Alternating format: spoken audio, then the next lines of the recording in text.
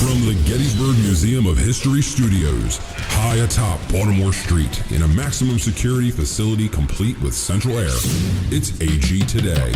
This is Ken Gavin. Hi, this is Jim Hessler. This is Dan Casella from the No Pollution of Cowardice South Jersey Civil War podcast. Hi, this is Greg Elder. Hi, this is Kelly Gormley. Hi, I'm Nick Pascuzzi, and I'm from Pittsburgh, and I absolutely love Addressing Gettysburg with Matt.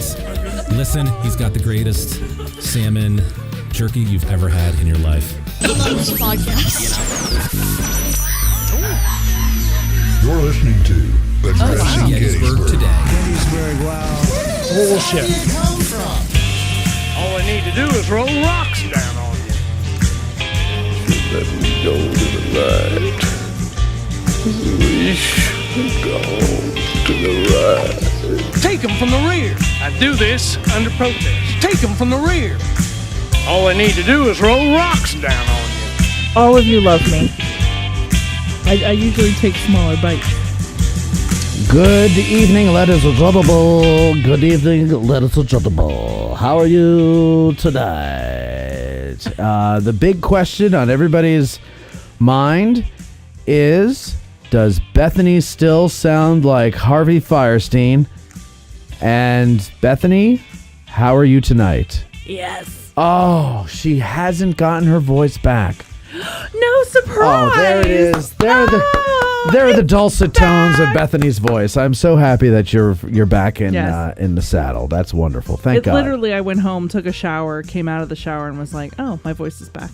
I think it was the costume, having sat in Dad's car. I think it was the costume, to be honest. I think it was probably soaked in some kind of Chinese chemicals and sent over here, and you never washed it, and you opened it. I wash it every year. Oh, you wear that more than once? Honey, I've had that costume since my senior year of high school. Oh, okay. Yeah. Well, I got to tell you, a lot of people have been, asking throughout the week, how's Bethany? How's her voice? What happened? And it was very weird. Am I dying? Because all of a sudden, it was just in the middle of talking, you were just speaking normally, and then he went to this. Yeah. And it was like the rest of the show. Yeah. And you didn't even come out to dinner with us last week. No, I didn't. I And felt like poo. My throat hurt. You were just like, guys, I just want to go home and take a shower and get this off of me. And we were like, come on, don't be such a pain in the ass. It was a Colby move. Yeah, exactly. Thank you, Colby. It was a Colby move. How you doing, Colby? Doing good, man. Well, feeling allergies today, but other than that, I mean, I'm in a pretty bright mood. Now, you weren't here last week. You had to go home, right? You had to go back to Florida? Yeah, just some family stuff. Everything okay with that? Yeah, all was good. Yeah, good. And we missed you, of course. And, of course, you missed Bethany's whole thing. I always miss Bethany. Aww, well, isn't that something else? Something else, really full of it. But that's what we had to deal with last week. Was she lost her voice? I honestly did think you were I thought your throat was going to close. Remember we sent Debbie out for Benadryl. Was it an allergy thing? Yeah, we think so. Mm-hmm. We think every so. once the in a while. The tests have not come back yet. Scent causes that, and I don't know why. It's just all of a sudden scent. Yeah, certain scents. Yeah. I don't know why either, but they do. And I could feel it in my throat. Yeah. And you were very worried, I could tell. You kept looking at you kept until doing I wasn't. Matt look at me like, yeah, well, please don't die on air. No, that's really all he cared about. I was really thinking, if you do die, do it on the air. Like what great TV, right? Yeah, exactly. Oh my God, it's a viral video right there. Ratings. Podcast co-host dies on air. Now people have finally heard about the show. Stuff like that. Well, I mean, sometimes that's what it takes. Unfortunately. I mean, just look at. Yeah. Oh my gosh! Wow. I just lost that movie. What's the movie where she clicks her heels together? Good God. The Wizard of Oz? Yes. Jesus. What is that? Bro, I've been to sick do with Wizard of Oz. Someone died on the Wizard of Oz. No, that's an urban legend. Bullshit. All right, I don't believe you, but it was one of those birds. They had birds on. They had live birds on the set, and someone died. Someone died of bird flu. No, I say it was a munchkin hanging himself, but it wasn't. So a bird hung himself. It was a bird that hanged himself. A bird with like an ostrich or something. An ostrich hung itself. Things running around. So, something like that. I don't remember exactly what it was. I find it hard to believe y'all's version of this story.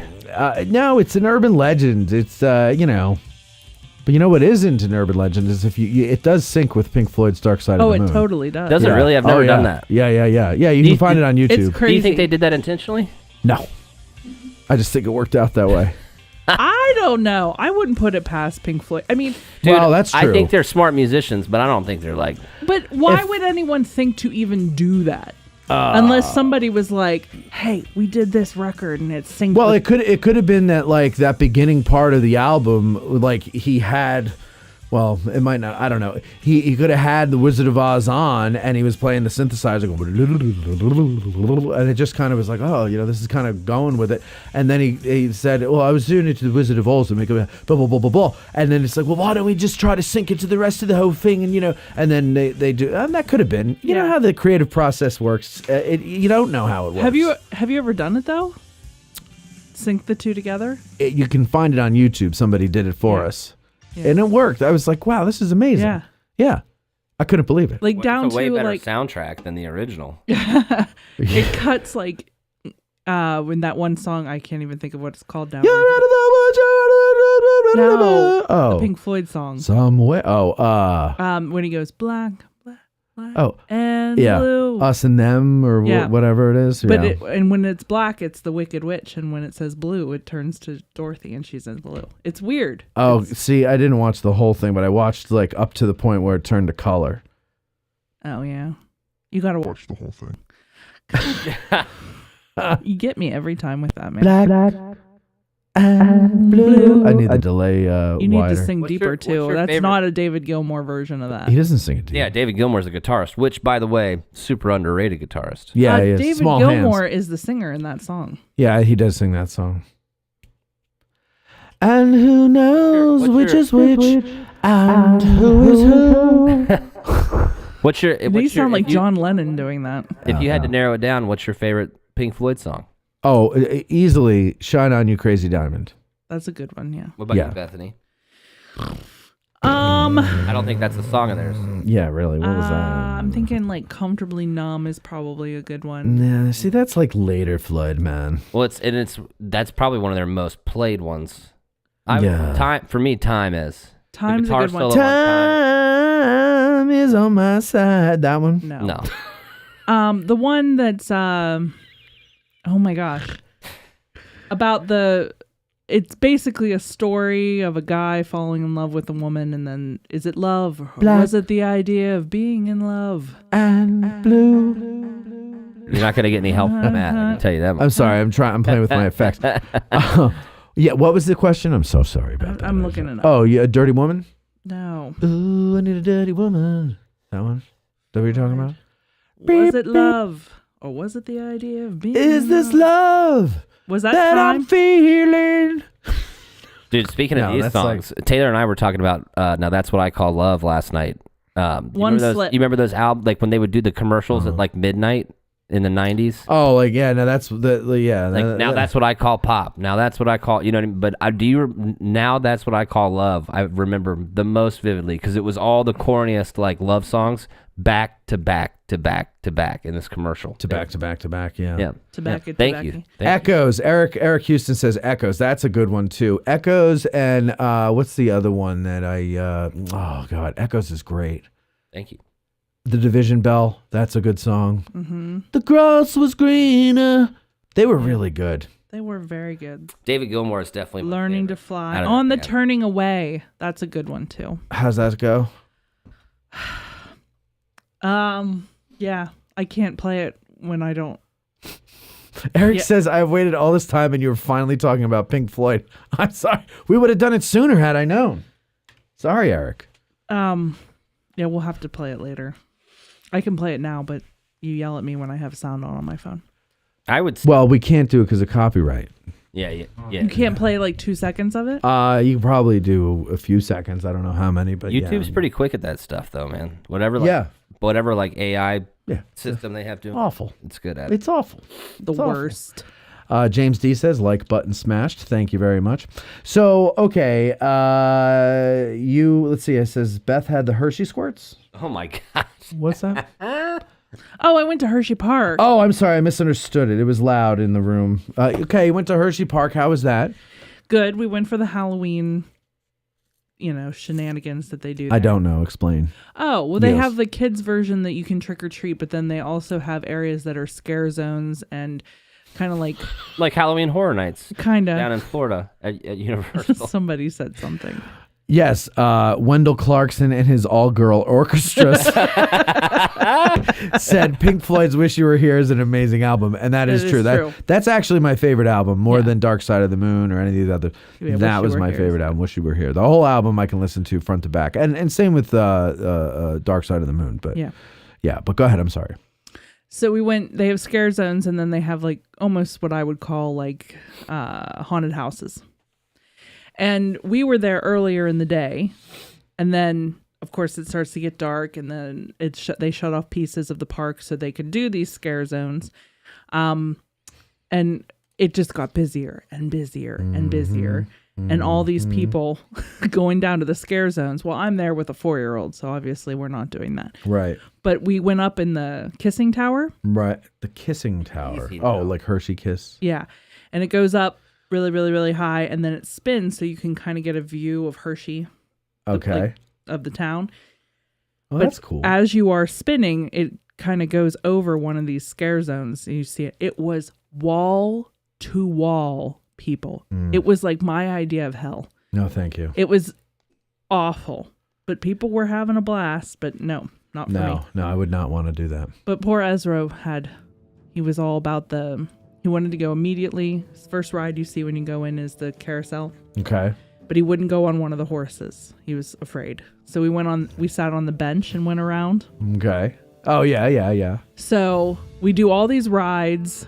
He's fine. He's doing great. And then at the very end, I thought, okay, we're going to go past the carousel again. I bet you he'll get on a horse this time because he's been on other rides. It'll have Is this one of the horses that go up and down, or is Some it just of them do. Right, Some of them do.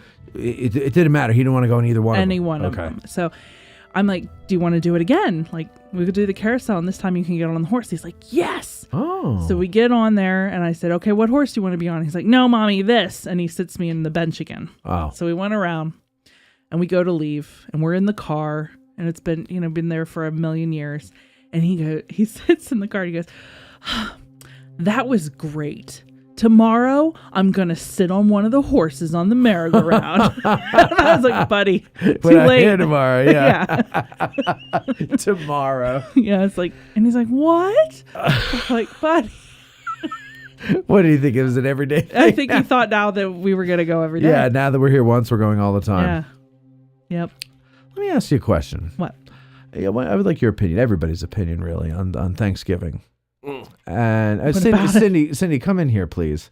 Oh no. Well, because this is a debate in our house. I think it's not a debate, apparently, but it is. Let's see. Cindy's coming in, and we will talk about this now. About Thanksgiving as the holiday? Well, or no. as giving together? All right. So Thanksgiving, the original plan was we're going to go to my mom's. Okay.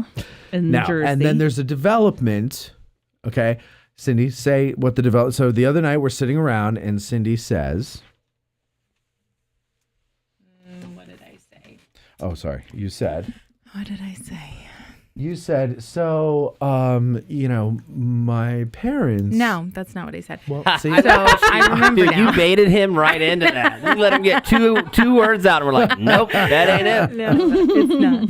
Right, I remember now. I actually texted you from work because my mother reached out and she said, hey, are you guys going to be home on Thanksgiving? Your father and I are thinking about having dinner at the lodges in Gettysburg, and we thought we'd come by and see your house. Okay, now pause. They live where? In the Wilkes-Barre area. In the Wilkes-Barre area. Keep that in mind. So Continue. About 2.5 hours away. 2.5 hours away. Yeah. So I said. So they're going to come to Gettysburg to have Thanksgiving dinner. Mm-hmm, because they chose Gettysburg. It wasn't for any special thing. And then they were like, oh, while we're there, we could stop by and see your house. And so I said, we won't be home on Thanksgiving Day, but are you guys staying over? Because we'll be home Friday. And my mom said, well, we hadn't talked about that, but I don't see why not. I wouldn't mind staying. Let me talk to your father. So then I asked you what town your mom lives in, because I was trying to GPS it and see how far it was. Paige is coming home. Paige is her daughter. You know what page? My daughter is coming home, and she didn't want to stay over, but she was happy to go for Thanksgiving dinner. Right now, So let's slow down here. Let's say this part slowly here, okay?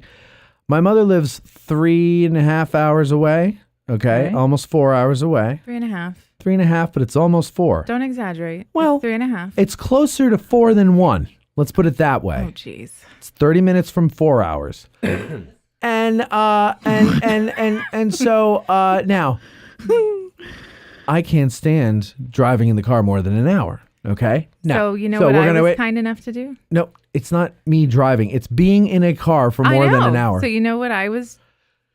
Well, that hold on. Let's go first things first. So she's like, we can go up and back in one day. I'll drive one of the ways. That's not what I said. That's the first thing you said. No, I said I'll drive both ways, and you said I'll drive one way. Oh, okay. Sorry. Yeah, you're right. And you're I right. said, oh, well, if you want to. Was there a court stenographer that we can I know. refer to? I'm going to start recording these It's in my conversations. head. Yeah, right. And that's why they need to be recorded. So, okay. That's not true. No. The truth is coming out. Okay. So, anyway, we okay. So I said, well, if your parents are going to be here and they haven't seen the house and you don't see them all the time, why don't you spend it with them here and show them the house and go to the lodges for dinner or whatever with them, and Paige, because Paige doesn't want to go and stay over. I don't want to go up and back in one day. So this way we can all kill several birds with 2 stones.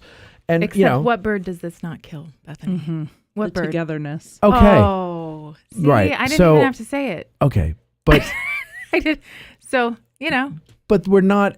Look, we both have families. We're We not both what? have parents who are in their 90s. No.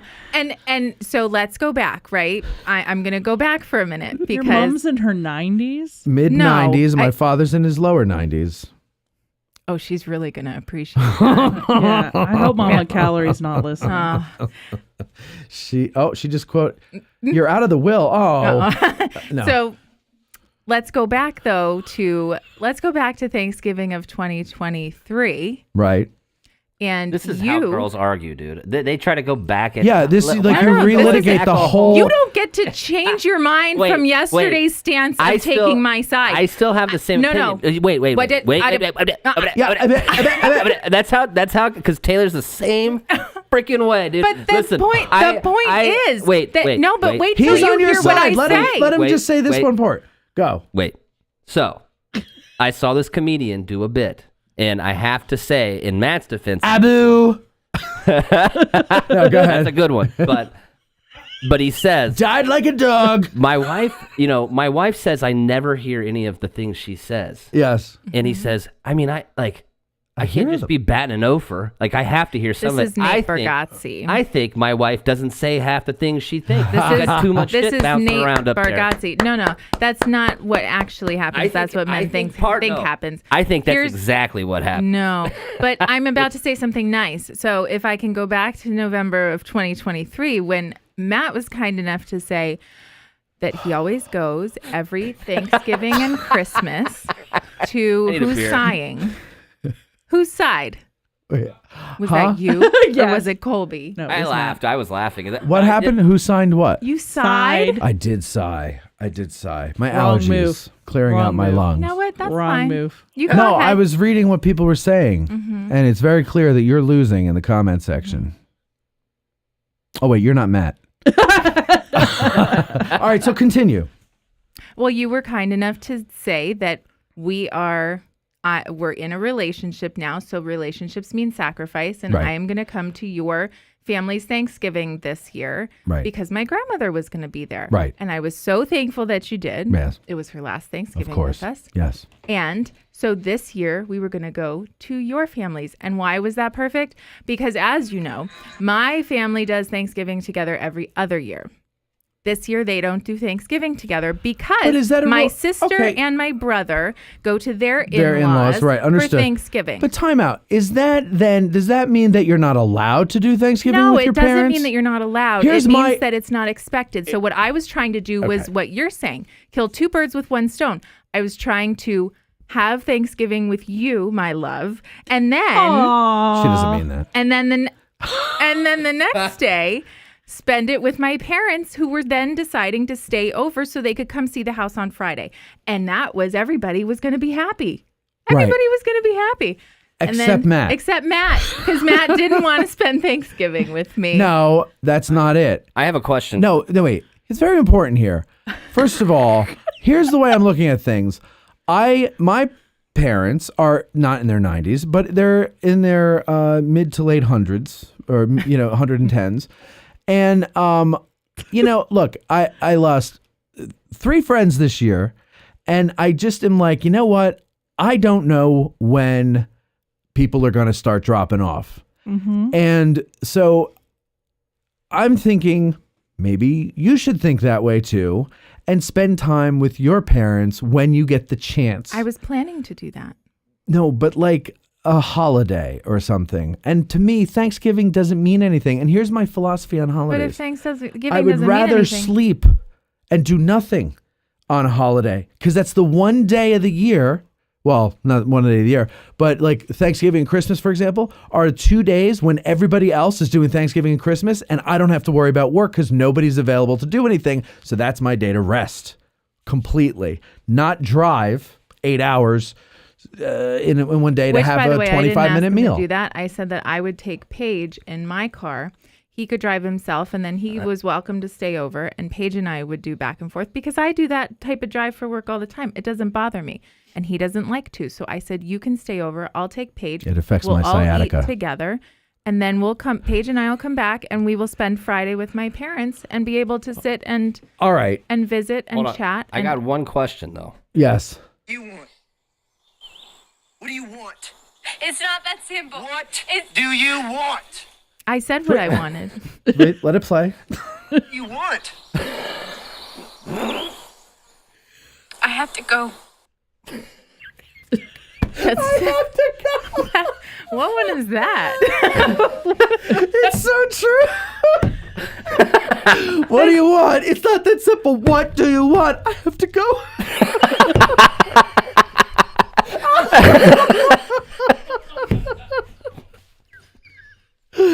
Oh my God. So anyway, what is moral that of from? the story is that we're not going to spend Thanksgiving together. No. Here's what we'll do. Here's what we'll do.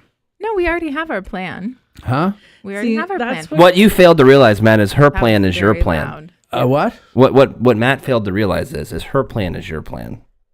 I mean, you can have an opinion on the plan, but the plan that'll happen. Oh, I see what you're saying. No, see, now, what's interesting though, real quick, Colby brought up Taylor. Taylor is with me on this. Mm-hmm. Taylor agreed. Like, life, sometimes you gotta, just And do different things. What's great is that not everybody has to agree. I feel that holidays are important to spend together, which is why. What's important about them? I have the answer for you. Go ahead. Give me a second here. Matt, you just made this long speech about how you don't know who you're going to be losing. Mm-hmm. What if it's Cindy? I know. Oh, it's not gonna be Cindy. She's gonna outlive me. You can think that, dude, but death some comes of them in were solid. unexpected, Please, don't and you even just joke. never know, and you're not supposed to take any time for All right, granted. well then And you know I was what? just You know trying what? to I'm do- calling my family. You're calling yours, and we're all having it at our house, so nobody can die.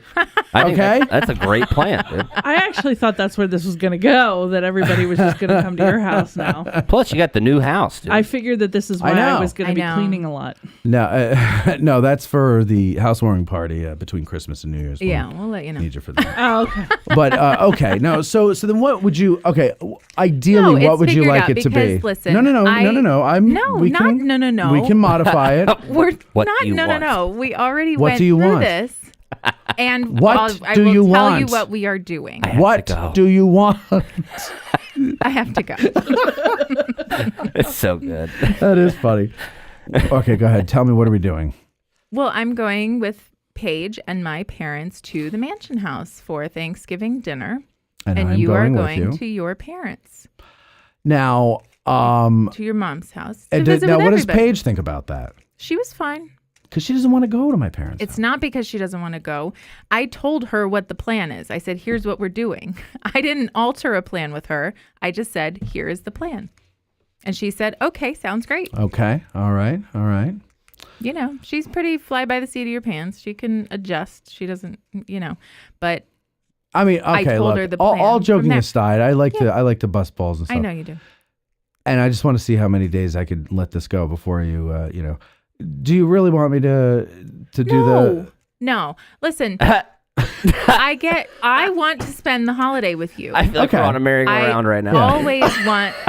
I always want to spend the holiday with you. Mm-hmm. Any holiday. I feel But like I'm such it's a grump important. on holidays. Who You wants to be are. around that? Well, I like to be around you no matter what. And Happy I mean, Thanksgiving, you're a Matt. grump Shut most up of and the give me time. turkey. That's what I do at Thanksgiving. This is fascinating to me because this is exactly what has happened in my house. All right, tell us. So we have the same problem is who's going to be at what holiday and when. And Mark will not make a decision. And then I make the plan. And then when I tell him the plan, he doesn't like changes the it. plan. Okay, now I got to stick up for Mark here. I think he would make a plan if you just gave him the time to make it. But my wife, probably like you, has to have the plan 1 million days in advance. No, that is not true. Oh, Because Are you not able to improvise? no, I can see it right now. That's a plan girl. Beth is a plan girl. Look, You're I very can see it. organized. I You can need see it a on you need a Tanner family planner. So recently, I said to Mark, I I said, have to go. we are never, ever, ever doing this again. I'm never doing this. I'm never planning anything. You tell me where I'm supposed to be.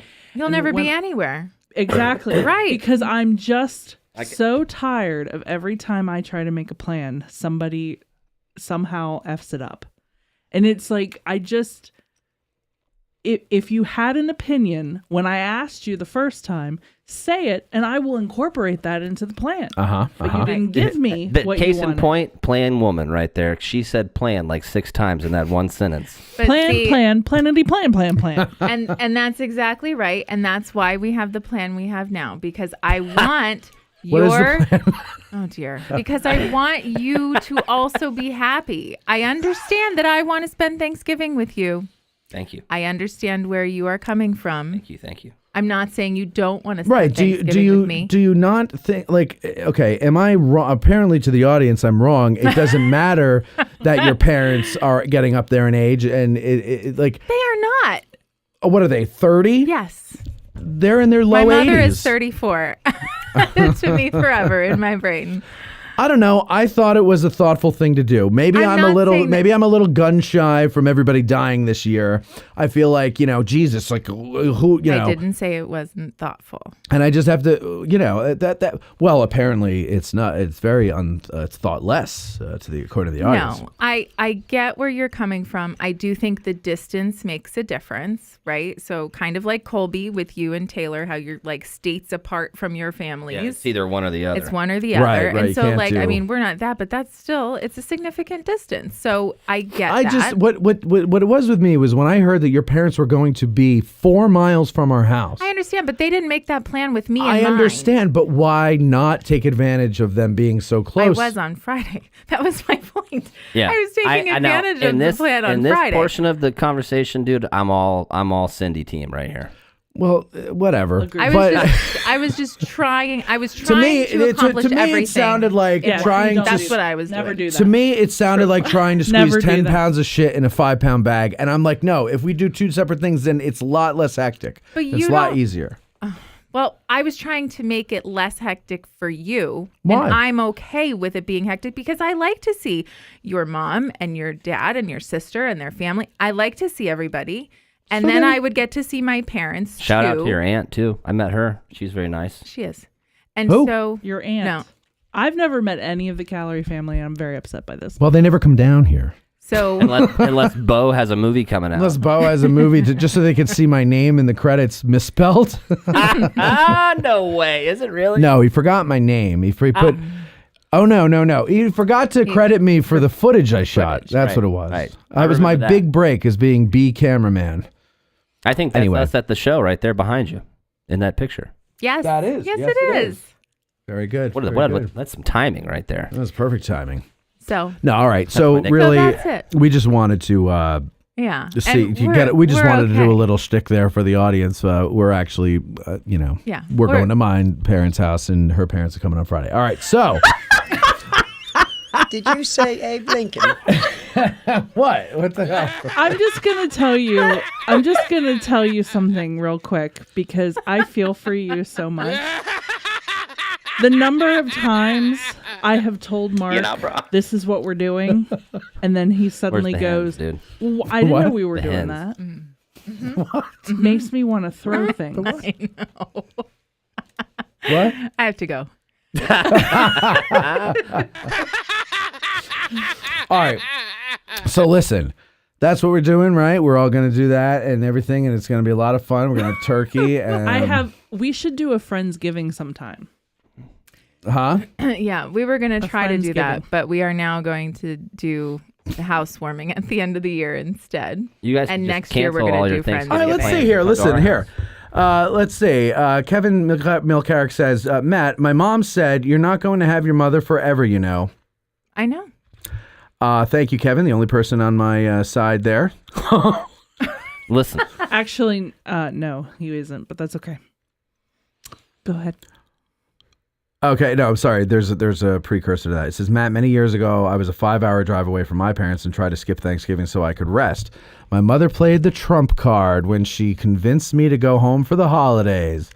Matt, my mom said, you're not going to have your mother forever. And that's my point. Here's the thing. I make a point of Estella going wants you to dump me. to see No, she doesn't. She says, Cindy, get out, quick. to see my family She did. so that it's not just on the holidays. What? I make a point of trying to see my family so that it's not just on the holidays. Which is what, so like normally. Or funerals. And my parents will come down after Christmas, like Mm-hmm. between Christmas and New Year. She always comes down and visits and she makes the rounds to all the kids. My parents, not just my mom, but my mom plans it. Believe it or not, my mom's the planner. And so they come down then. And then there's a couple other times. And next year we're together for Easter and Thanksgiving. So like, you know, there's a lot of different things. Truthfully, Colby, if we waited on people like the men in our lives to plan it, it would be 5 years later and they'd be like, you know, we never got together Dude, for Christmas. You ladies, Yeah. man, you listen. You know, guys lived a life before they met you, and they got to places on time. And they had their mothers who didn't know told them to get come we over. had for our Christmas. mothers or we had our boss Yeah, or an assistant. I had my mom in Ramadi, Iraq, and all these other places yeah, I went. it's called your sergeant. No, I was the squad. Oh, leader. you were so then your lieutenant was the guy No, telling you. dude, they're in the office. Can Listen. you please just go get Taylor right now and tell her I have so many questions? She can't. But when next time we have dinner together, Why do I hear Colby's voice but see Bethany's face? oh, dude, because I don't ever come to my camera. I know. Well, why did I get a camera for back there? It's just a side profile, you know. I know, and it's very sexy. Because you wanted to tease the people, is what. I want everybody to see what's going on in the back. Jessie. I will say, Jessie Wheedleton back there waiting patiently, I'll say this. sleeping like Bo Brinkman. I feel for Matt because any kind of even mild argument with a woman can be. You can't win. Dude, it's like can't riding win. the fastest merry-go-round. Yeah. No, it just keeps it's going round it's- and around and around. It's a and around. sport. And It's then a sport, sometimes and you have to enjoy the sport. Sometimes it'll pick up and go back 5 years, and then drop down and go round yeah. and around there a little Yeah, bit. Like right. it is the. It's like I didn't even know you 5 years ago. It's the craziest thing. How are we going back 5 But years? I will say this in Cindy's defense, you know, the argument that you're making, like. There is a way for you to see both. In the argument that you're making, it doesn't just apply to like the elderly or the sick in your life because you never know. I mean, dude, like things. happen all the No, you time. never know. But like an insurance company, you play the odds, right? So it's like the odds are. And I do understand, like, one of the things that you hear is, oh, I don't remember even where I saw this, but, you know, you can't think of it like I see my parents twice a year. Because if they live for another 10 years, you have to look at it like I will see my parents 20 times for the rest of my life. Right. So that puts it into perspective. I thought you were going to say know. if they live another 10 years, you're going to be like, oh, we should have done that Thanksgiving together. No, I'm saying that only 20 times of seeing your parents. If you think about, I'm only going to see them 20 more times. If you only plan to see them 10 This is very twice in every- Oh, I know. It's very I'm not depressing. trying to go that way. but I'm Estella just saying says, I understand. Matt, let her know I was not kidding. No, I don't believe this. Oh, I'm I gonna was. Go back No, I'm and sorry. I was kidding. Okay. Yeah. Thank you, Stella. All right, so listen, I thought that was a fun, robust conversation there that we completely fabricated for your entertainment, ladies and gentlemen. I can tell by her face that was totally made up. No, we practiced acting and everything like that. And I was like, you got to just feel like if we were really having this argument, how would you feel? And then she started to learn to emote. It was great. So this was, we've been doing an improv class together, and this is an exercise. I said, let's do it on the show. We did it last night in front of Colby and Taylor. Table read last night. Yeah, we did a table read last night. They fell for it. And Taylor is much of a guy as I am, and Colby's as much of a girl as Cindy is, which I did not know. Except when it comes to I did not know that. Ladies, you guys will plan. They just don't have to plan as early as you do. You know, I think there's good that I can take from Taylor wanting to plan all the time. Thanksgiving is only like 2 weeks away. Exactly. Why can't you plan that 2 days before? Well, I'll tell you why, Colby, because guess what? We are at the Mansion House because if you notice, I said the lodges in the beginning of this. No place, FYI, anybody who wants to have Thanksgiving dinner in Gettysburg, you are not, because there are no reservations anywhere to be had. I got it. All right, I got it here. This is something that's going to just bring some levity to everything. I've got a classic Irish knock-knock joke. Ready? Knock-knock. Who's there? Who's there? You're dragon.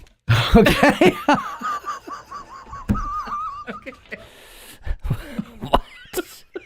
All right. I gotta go. I think the word was sagging, but whatever. Wait, that's what not is it. happening? It's an inside joke. We'll be right back after these words. We've got Jessie Wheedleton and Louis Trott coming in to tell us their advice. Give us their advice on taking the God exam. Last time we're doing this for the rest of the year. 1 month until the God exam. We'll be right back. Aren't you glad you used Dial? We are too. We'll be right back.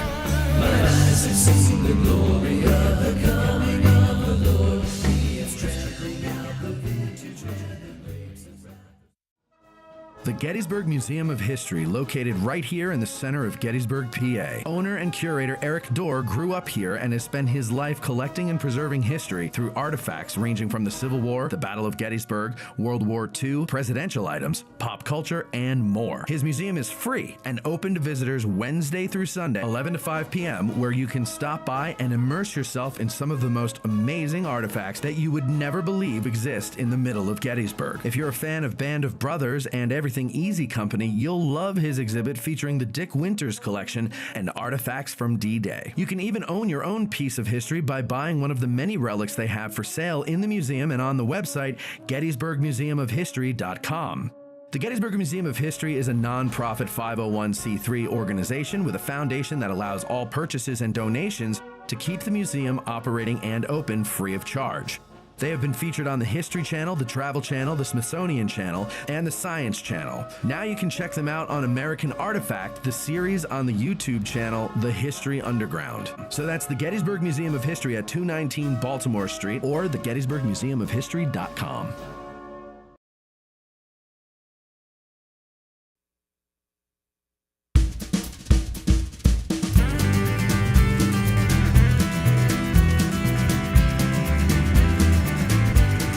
Gettysburg's first and premier podcast about living in and visiting Gettysburg has returned from that long commercial break. Thanks for sticking around. Here's Matt. We are awaiting the arrival on Google Meeting of Louis Trott, but in the meantime, our dear friend Jessica Wheedleton is here today. It's not actually Jessica, right? Nope. It's just plain old Jess. Yep. E. On your birth certificate, it says Jessie. Mm-hmm. Well, that is something. That is something. I have. Well done. What? No, thank you. I haven't known too many people who are officially named a nickname. I mean, it is a full name. Is it? Yeah. Yeah. For a boy. No. If it's just an E, it's a boy, but IE Right. is the female. And that's not a nickname. That is an official full name. Yeah, Jessie. I'm pretty sure, like in Toy Story, that's her full name, huh? Mm-hmm. You know, it's amazing. You learn something new on every podcast. You really do. I do. And I learned something very new today about naming people. You can name them what seems to be a nickname, but it's actually a full name. There you go. Either way, welcome to Addressing Gettysburg today. And Jessie, I got to tell you, Jessie, I get a lot of requests for you to come for you to come on the show. And people love when you come on. We're talking Ask a Guides. and you don't like doing it.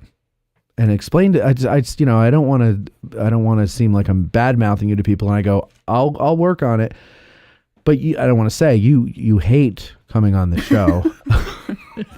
I don't hate Explain to everybody. It's just once I put something out there, it's out there forever. It's just kind of I have to think about I just try to think about it more, Well, because we're talking history. Yeah. And so it's like facts. Well, and then people listen to it, and then they want to come to me for that, and which I'm kind of glad I've gone with the whole artillery shtick because. Yes, and actually that reminds me, I want to hire you to take me around and do an artillery tour if you don't mind. Okay. Okay, thank you. Okay, so we're going to, while we're waiting for Lewis here, let's go with your. All right. 5 pieces of advice. Now, I wrote them down. You wrote left them down on the table, and then I wrote them down again. Okay, it's well very, done. very good. I'm glad you did that because we need to. I just care about this so much. Of course. You've already squeezed so much advice out of me, though I don't know how much is left.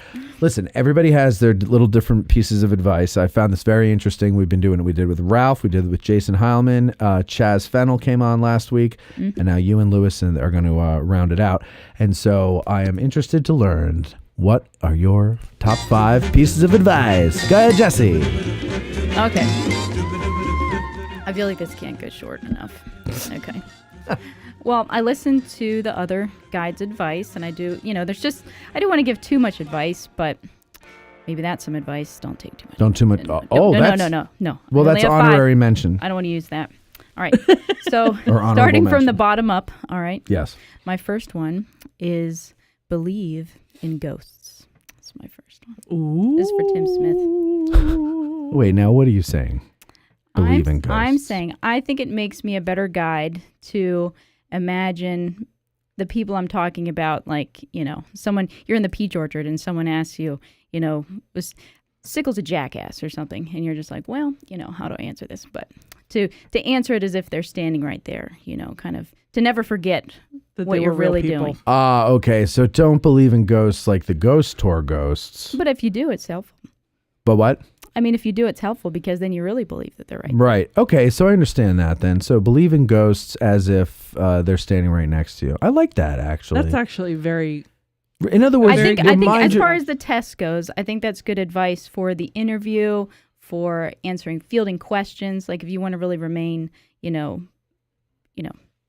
impartial, but also in other words, honest. Remember that you're talking about real people. Yeah. Yeah. I like that. That's pretty good, Jessie. I do think people forget that a lot.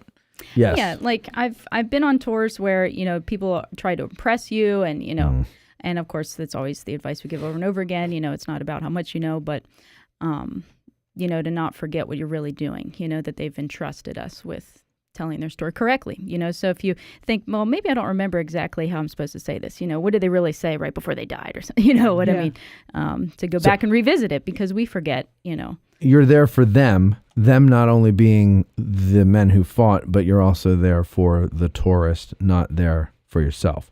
You're not there to show what you know. Nobody really cares. And that's kind of how I've been asking the question, because people will ask you if you believe in ghosts all the time. Yeah. And that's kind of the way I've been answering it. I was just like, I don't know. But honestly, if I do, it makes me a better guide. That's what I Okay, I like that. What is your number 4? All right, number 4 is I would advise, because we're kind of getting down to the wire, and I don't know, are you taking the test? No, she's not allowed. You're so sweet. Thank you. No one's actually asked me yet. I asked you that. No, you did not. Go ahead, Jessie. I hinted. Okay, what? What is your? The second part of the test comes at you fast, you know, and it's easy to get cocky and underestimate that part of it, but you get a lot of advice. Like I hear people saying, like, why do I need advice about, the interview, the, driving tour and all that? It's like, you got to focus on taking the written exam. And my advice would be to write down all this advice you're getting on the other phases and just like put it away, like save it, keep it somewhere, but don't think about it right now, but it is important to be able to kind of bring that out when you need it. Don't cloud your head with things you don't need for the written. Right. I think at this phase, it's about organizing, saving as much space in your brain as possible for what you need it for. Well, so on that note, on that idea, Jason, his 4 of his 5 pieces of advice were forget it.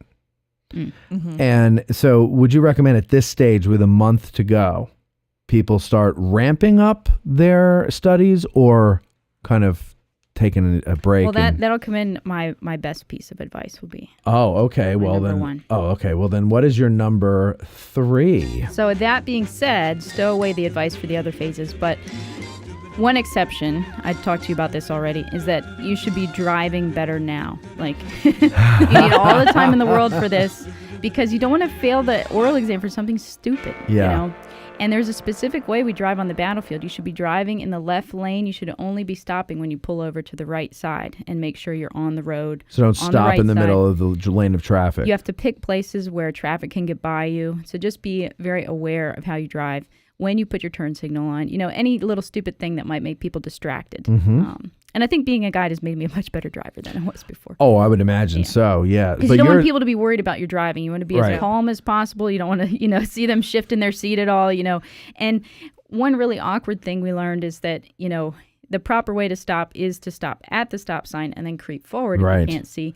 But if it's uncomfortable because they don't know, you're nervous, Right. they don't know if you're really going to pull out, So, and even when I'm in the car with people, I tell them, I'm just going to pull up a little more so I can see, Just Yeah. that little thing, it makes Yeah. me feel comfortable, like, okay, I don't have to be, looking. Yeah. So practice 'Cause it is driving. their car. Yeah, right. It's not even your car. Yeah. So go out there, practice driving properly. Just make sure you're driving like a nerd right now. Yeah. Yeah, because right. there's going to be no time to fix that Get your when you're old- worried about everything else. Get your old driver's ed book and remember the rules of the road. Drive like a nerd. I like it. Because then, by the way, I mean, I'm sure that this isn't this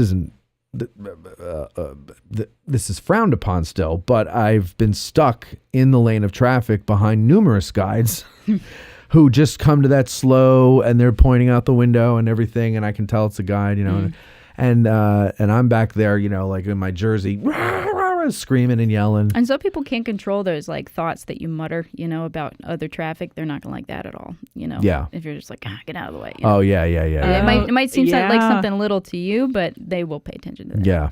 Oh, that's a good point too. Now, I'm sure this isn't as much of a problem today as it might have been 30 years ago, but would it help to know how to drive a manual transmission? It's not something that you can choose not to drive. Like you could become a guide and never drive, if you wanted to. And I can't drive manual enough to drive Really? someone else's car now. You've never learned to drive manual? I have, but years and years You ago. forgot, yeah. If I needed to take someone to the hospital, I could do it, but It's like riding a bike. It'll come back to you as soon as you're but doing it. and I think I've in 7 years of guiding, I've only disappointed one person by making them drive by having a manual transmission. Would you grind the gears? No, I was just like, I don't really feel comfortable, Yeah, I got my own thing to gotcha, focus gotcha. Yeah. on. So they had to focus on driving and paying attention to what you were saying.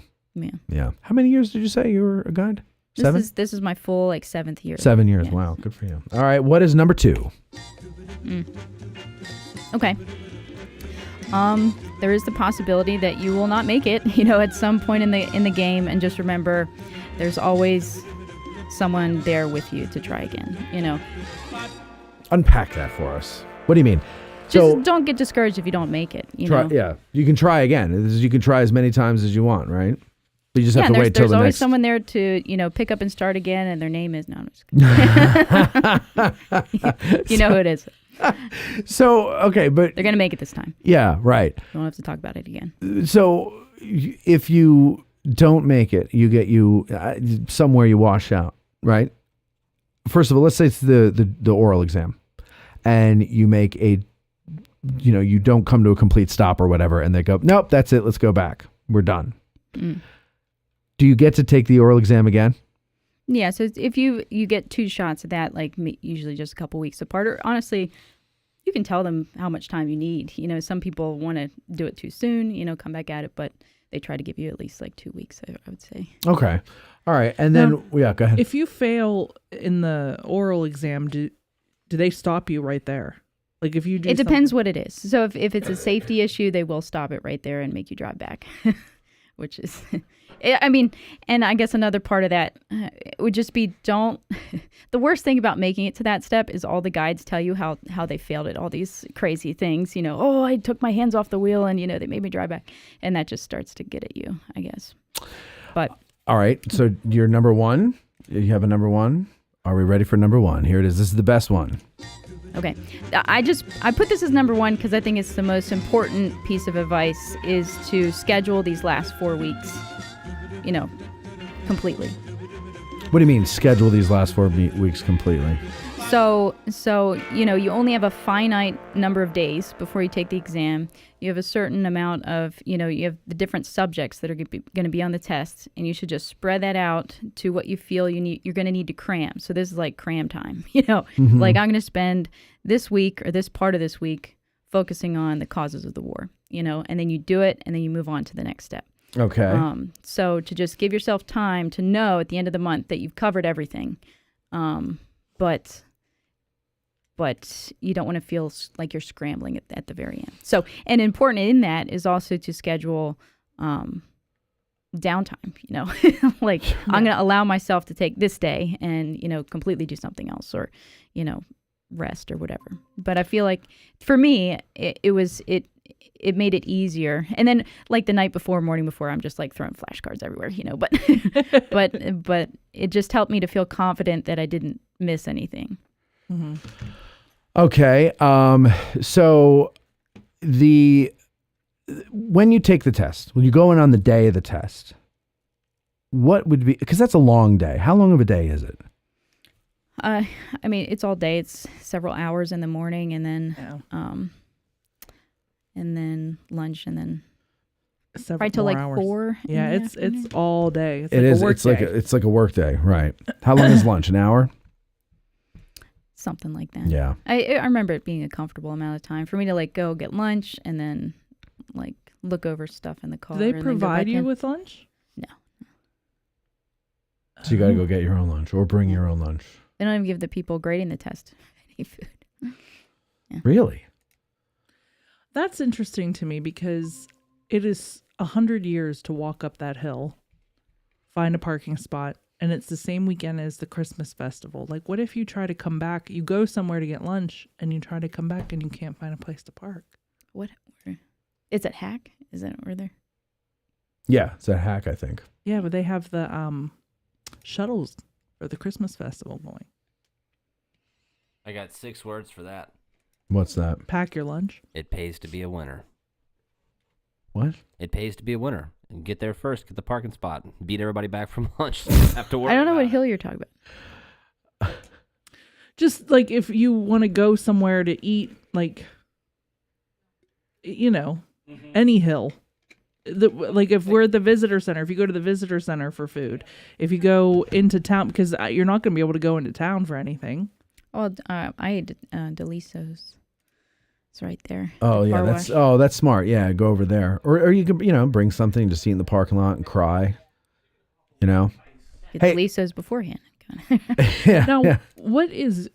Because I've never asked you this question before. What is your background? Like, were you always a nerd? No. Well, yes, always a nerd, but not in the Civil War at all.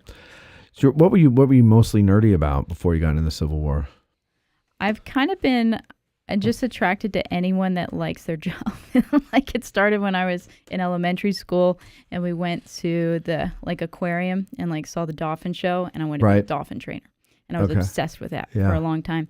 And then I went to Hershey Park. I got to shadow the dolphin trainers and it was incredibly depressing and terrible. Really? Why? Because they had them in this little tub and they had no room to even swim around. And I'm just this is kind of sad actually. So then I became a marine biologist and then I ended up working on historic ships accidentally. Yeah, so you were a marine biologist working on historic ships, like Yes, wooden sailing ships? Well, I just figured it would make me more marketable if I could learn the business of being crew on a research vessel was kind of my idea, chasing whales all around Australia, whatever. So I ended up going to a maritime academy. I was planning to go to Maine Maritime Academy and then to Australia to study science. Nice. And then I went to a lecture at college for the marine biology students. The topic was passion over paycheck. How can you give this lecture at school? You're here, but you're never going to make any money. So I just figured I could watch the whales from any ship and ended up doing sail training with college students that are doing. And I guess I kind of fell into history that way because we were working on ships that not much has changed, and they operate the same way they did in the 1800s, and it was a lot of fun. And Gettysburg always sucks you in. Gettysburg sucked me in because I met my husband the last year of high school, and all the cool kids would like skip school and run around the battlefield, and I thought that was so cool. And I was like, what is this Gettysburg place? Like, I knew what it was, but we never learned about it. We were only half hour away, Spring Grove High School. Skipped any sort of field trip to the battlefield. Still do. I thought they were coming, but I saw Spring Grove on the schedule last year maybe, and I told the guide who had the tour to give him a hard time because they never brought us to Gettysburg, and it was Spring Grove, Minnesota. It was Spring Grove, Pennsylvania. But anyway, so I worked on the ships. I worked on the battlefield back and forth because I wanted to learn more about what actually happened here after getting a little bit more of a taste of it, just, hiking around and everything. But then it just kind of sucked me in because I didn't know what battlefield guides were. I didn't know, how many people just are obsessed with this place. I had no idea how many people had watched the Gettysburg movie. I never even watched it until I was in Maine because there's nothing to do in the winter in Maine. Just stuck in the house all day. And so Bill moved up there with me, and we go to Blockbuster. We had to drive like 40 minutes to get to a Blockbuster. There's like nothing. Would you rent like 7 movies? Abyss. Yeah. And so there's Gettysburg. Bill actually picked it up. He was more interested than I was at the time. And he's like on the second disc, and he's just like, Jess, like, you should pay attention to this. Like, it's about people from here, fighting at Gettysburg. I'm like, oh, really? Okay. And so I don't think I would have paid attention if it wasn't about people from there fighting here and that connected, for me. So that was the thing that got you in, is that when you were in Maine. Yeah, but you were in Maine watching this movie that really made a big deal out of a handful of guys from Maine. What's pretty crazy is when you drive into Bangor and you're going across whatever the river that is. The Bangor River. Sure. We'll call it that. I should know because I went to the Maritime Academy. But anyway, and there's this little hill. It looks just like a little round top, and there's a statue on top. And Bill and I just pulled over and we climbed up this little hill. Like, why does this look like Gettysburg? And at the bottom of the statue, it says Little Round Top. And now we're like, what? This is actually before we watched the movie, I think. And in 1996, because of the movie, they put a statue of Chamberlain up there on top of this little hill. They made it look like Little Round Top. Oh, interesting. And they have miniatures of the monument. So they have the cube, they have the flank markers and everything. And it's just like Little Round Top, just like snipped and copied. Now, did they redo the restoration? Yeah. It's closed right now. Have they updated it? It's closed for 2 years. Yeah.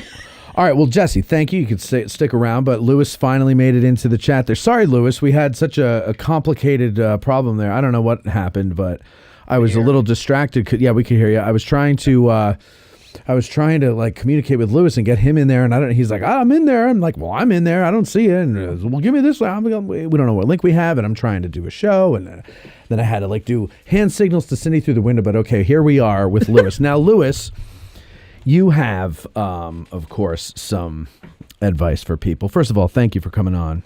Let me just start that I'm a little distraught hearing that Cindy's about to die. I don't know. I know, it's rough, right? I almost just quit on this stuff. It's terrible. Well, now I feel like everybody, we should all have Thanksgiving together because you're right. You don't know who's going to go. You could drive. This is my idea back there. You could drive in a hearse. And you could sleep in the coffin. That way it would be comfortable. You could sleep. And then if someone dies, you already have it like all we're all ready to go. Get a Munster's car so you look cool. Yeah, right. A Munster car. Get it. No need, Mr. Coroner. There's plenty of them around. You see them. You get it along with your prepaid burial site and all that stuff. They do that with the retirement plans back in the 90s. Buy your prepaid. Oh, yeah, your prepaid burial site. Yeah. I got burial plots as a wedding gift from my husband's grandmother. How romantic. That is romantic. You can spend eternity together. But you don't need to worry now. Yeah. Right? Because that's something you're going to eventually have to worry about getting, right? So now you don't even wonder whether that's wonderful. Yeah, we don't have to pay for it. We've already got it. I could also point to there's another woman planning way out in advance. That's right. Lois, may she rest in peace. All right, Lewis, please grace us with your knowledge and your sage wisdom and advice. What is number 5? Let me preface this by saying I took the test twice. I took it, the written exam, on the final time. It was under the old system where you did the written and then you did the oral, and that was it. I flunked that written. Came back, I think it was 3 years. I don't think it was 2. I think it was 3 years.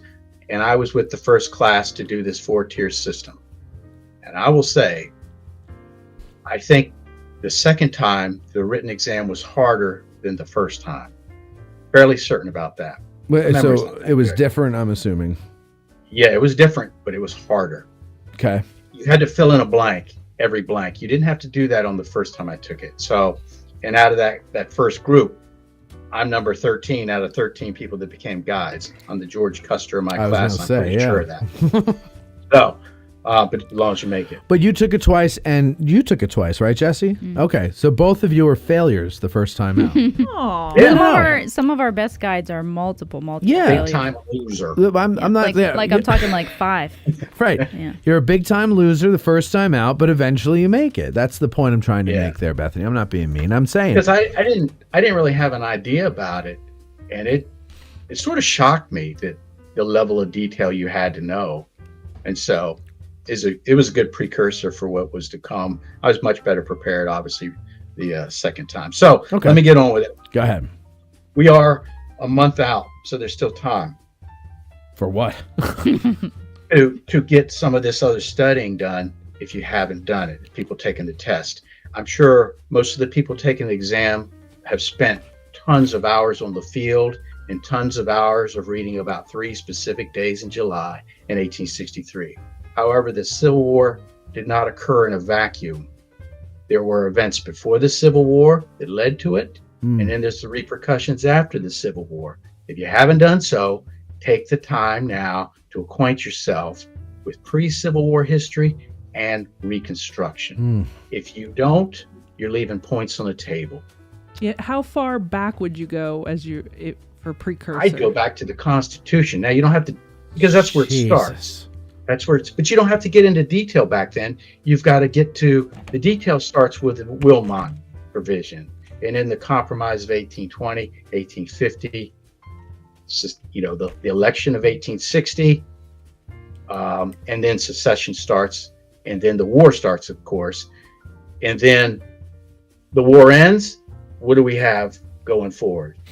It pays to know about that history. Well, you're the second one Know to mention something. the Wilmot Proviso, so Yes. I would get up Know on that something. there, peeps. Now, so Sounds that's important. number 1. And I've it's used still it on a time. tour. You used it on a tour? Just to make a point of it, just because I don't like when people say, "Oh, well, you'll never use this." Well, you can choose not to, Right. or you can force it in there. Okay, all right. So that's my number 1. Number 2 is sort of in the same vein. Mm-hmm. The Civil War didn't happen in a vacuum. The Battle of Gettysburg didn't happen in a vacuum. No, it happened in There the are- field. There are 2 years before Gettysburg of war, and there is a year and a half afterwards. Know what happened in those time frames outside of the Battle of Gettysburg. Would you We're say so- that the year of 1863 is very important to have a grasp of?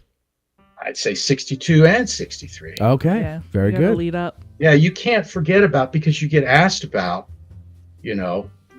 what's going on, when did this happen? How did Grant come into the scene? What was he doing before all this? Right. So Right, it's not going you to come give up on them every tour, but you look pretty stupid if you don't know, Yeah. some of the things like that. Yeah, okay. All right. Go ahead. So that's number 2. Number 3 is when they start the commemoration of the park. Know the history of the park. And for that, I just recommend one book, On a Great Battlefield by Jennifer Murray. You read that. Yay, our friend Jen Murray. That, and you go to the Association of Licensed Battlefield Guides website. There's a history on there of guiding. Those go hand in hand. Know what you're getting into in the history of the guides and the field as we know it today. Also, you can It listen wasn't to always like it the as late. today. Oh, sorry. Yeah. Go ahead.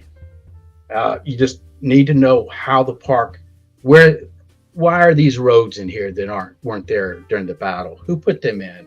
stuff like that. You got to know that stuff. So again, this is all stuff that has nothing to do with the 3 days. Right. It's all because of the 3 days. Right. But people get so focused on the battle, understandably, that they lose sight of these other very important things. Okay. So that is number 3. Number 3. Number 4. Number 4 goes hand in hand with the first 3.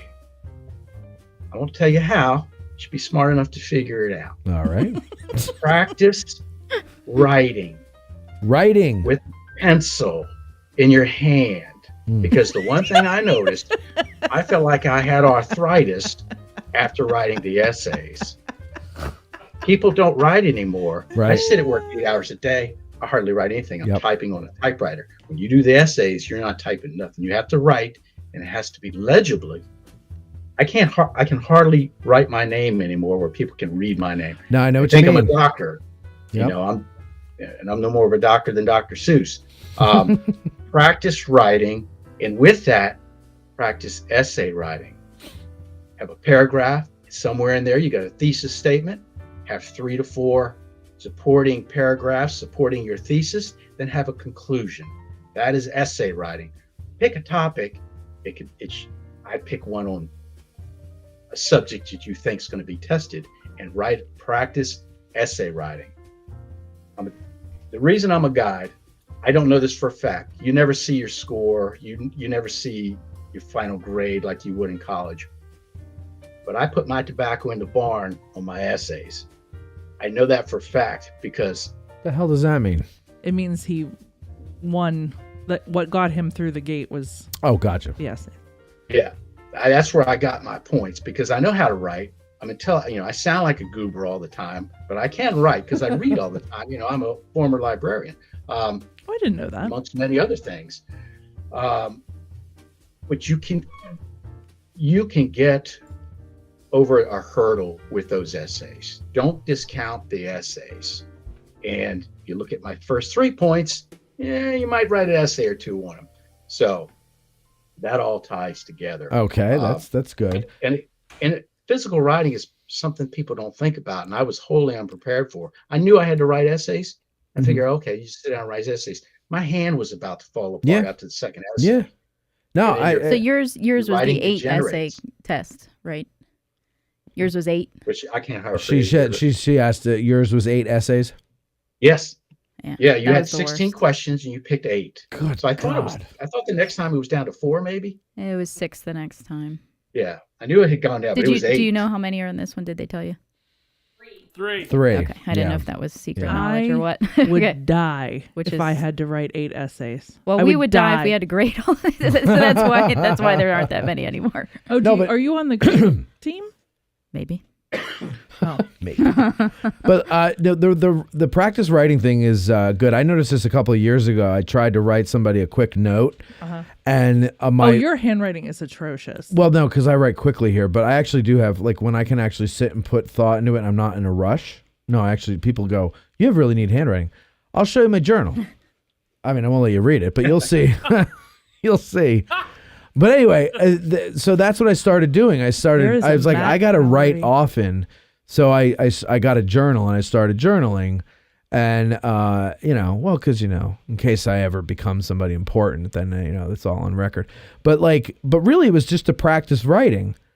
Because you feel, like you said, arthritis, like your hand cramps up and it gets, and you start like making these movements and you can't, like, if you write in cursive, like I do, you forget how to string the letters together and it just looks like a mess. Here, give me a pen.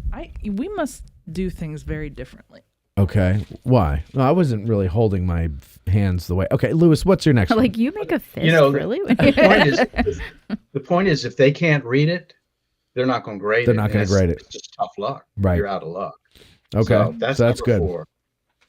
Number 5, I think, goes against what some of the other guides have offered up as advice. My advice is don't think about what comes next, because if you don't get past this part, what comes next doesn't matter until the next time they offer it. Yeah, that's what everybody keeps saying. I went through the 4-tier system with the first group. I knew there was an interview, but we didn't have any idea about it. And then you do this weekend seminar had no idea. The only thing people had a vaguely idea about was practicing for the oral. And I'll tell you this, and it's just a statement. It doesn't say anything. Before I went on a practice 2-hour tour with Rob Abbott, I had never been on a guide-led tour before in my life. I didn't come here as a kid. Right. I grew up down in Upper Marlboro, Maryland, and we didn't. Our big trip was in junior high. We went to Williamsburg, and I crank called women all night in a hotel, the girls, because that's what we did. We're junior high kids. We got their room numbers. We just crank called them all night. We never came to Gettysburg. I didn't know any guides. I'd never been on a tour. I'd roamed the battlefield by myself. But when you get to that spot, you'll be assigned a mentor, another guide. If you're lucky, you get Rob Abbott. And all the other ones are fine too. Yeah. Jessie and Wheedleton. they will show you what a 2-hour tour looks like, because I had no idea. And it took me twice. It took me 2 times to get through that. The key to that is listen to what they tell you that you're doing wrong. But before you get there, you've got to pass the written exam. If you don't pass that, anything you're thinking beyond that is useless. It's wasted energy. If you get through the written, there will be people stepping up to help you get through the next 3 levels. So, and if they don't step up, email me. I'll help you. You're not on your own once you pass the written. At that point, people start to coalesce around you to help get you to the license. Exactly. Would you both recommend leaving your ego at the door? Oh, that's a mandatory. Yeah. Yeah. So I tell everybody I'm dumb as a box of rocks, and I know I'm not the smartest guy out there. True. But it's not the best way to open up your tour. Hi, everybody. I'm Lewis. I'm the dumbest guy out here. I'm I think as smart as a sack of rocks. Over time, and it happened pretty quickly, I developed an emotional attachment to the field because of the history of these soldiers. I'm a retired Army soldier. And so that comes out. It comes out with your group, who I really want to say right now, I miss them a lot already. Yeah. And it comes out with just Mom and Pa Kettle came from Wyoming or something, wanting a tour. Right. I choke up with them too. It ain't just your group. Yeah. I hate it all the time, but I have an emotional attachment to these stories of these men who fought and died on the field. And that's what it's about. And that leads me to number 6. You didn't ask for 6. You've got a month left. If you're taking the test, you've got a month left. You're probably tired of reading this stuff. You're just getting wore out, and you don't think you can cram anything in your brain, but keep moving and do whatever you got to do to get there, and then get through the next 3 phases. Because I want to tell you something. I'm sure Jessie will agree. Being a guide is the absolute best. There is nothing better than taking people, especially first-time visitors. You have the honor and the privilege of showing them that hallowed ground. And I tell you, Matt, there is nothing better that I've ever done. And I've done a lot. I'm 60 years old. I've been around the block, more times than I care to think about. Sure. There is nothing better. And there's nothing more that I'm more proud of, other than maybe retiring from the Army. But there is nothing that I am more proud of than being a licensed battlefield guide. I believe it. I tell you that sincerely. Yeah, no, I believe it. Yeah. It's worth the effort. It's worth being tired and cramming all this stuff into your brain. Mm-hmm. Get through that written. Once you do that, reach out to people. Hey, I need a little advice on the next step. Take it one step at a time, and you can get there. Because, Angie's right, and all the other guides are that you speak with. Guides want other people to be guides. And from my perspective, I want other people to be guides because I want you to experience the happiness and joy and the pride that I do. Yeah. There is nothing like it. There really isn't. So I bet. And I tell you this, not to veer off too much. That's why people like me get upset about the beavers and stuff, because it's the men who fought and died on that field. Yeah. It's a special place. They got other places for beavers. Right. Put them there. So it takes away from that legacy of the men who fought and died on that field. Samuel Wiley Crawford bought that pond because his man fought and died there. He didn't buy the pond. He bought that land. He bought the land.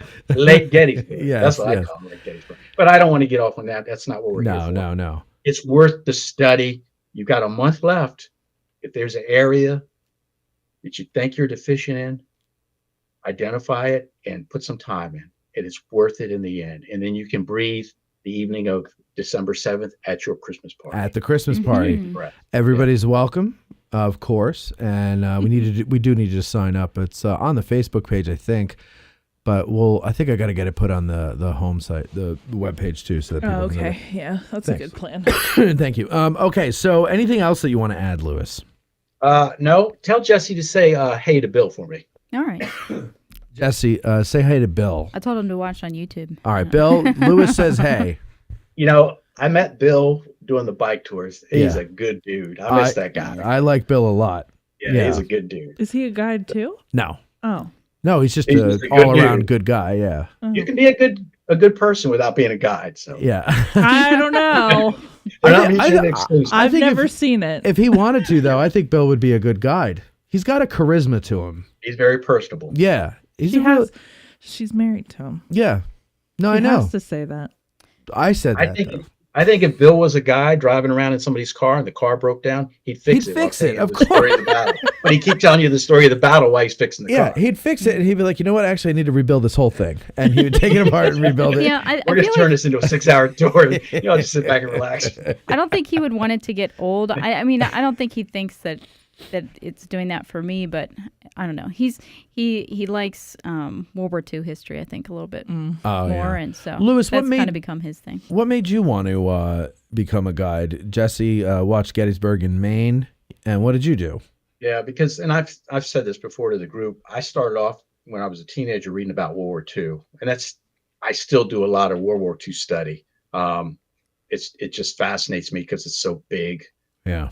But the movie came out. Saw the movie. I thought Stephen Lang was, the Clark Gable of the Gettysburg movie. And I said, boy, this is fascinating. And I read The Killer Angels. And then that's when I really started getting into the Civil War period because of that movie. And I was seeing it at a dollar theater. At the time, I was cleaning Food Lion grocery stores overnight. It was in between my 2 stints in the Army. And so I was off during the day, and I'd go see it at a dollar theater. So I see it in the theater about 5 or 6 times. Really? But the movie got me excited, started studying. I was living down near Fort Bragg. I go to Iraq, go back in the Army, go to Iraq, come back from that, Fort Devens for a year. So while I was at Fort Devens, Massachusetts, I realized somewhere along the line there's guides. So I could do that. I need to get closer, though. Things worked out. I ended up back home in Virginia, and then I looked on the site and saw what you had to do to become a guide. And then here I sit. So it was the movie. Before that, I couldn't spell Gettysburg, really, because I don't remember anything. We did study in school. Yeah. At least not that I remember. I can't remember what I studied in school because I was just trying to get by. You were trying to get through it. Colby has a question from the back that I'll have to relay to you because you won't hear him. Go ahead, Colby. So ask him, was he still in the Army when he was doing all of his testing? He wants to know, were you still in the Army when you were doing all of your testing, and did you know that he was in the Marines? Yeah. To both? Yeah. And I've talked to him out of the parking lot. That's right. Remember when you couldn't find the key?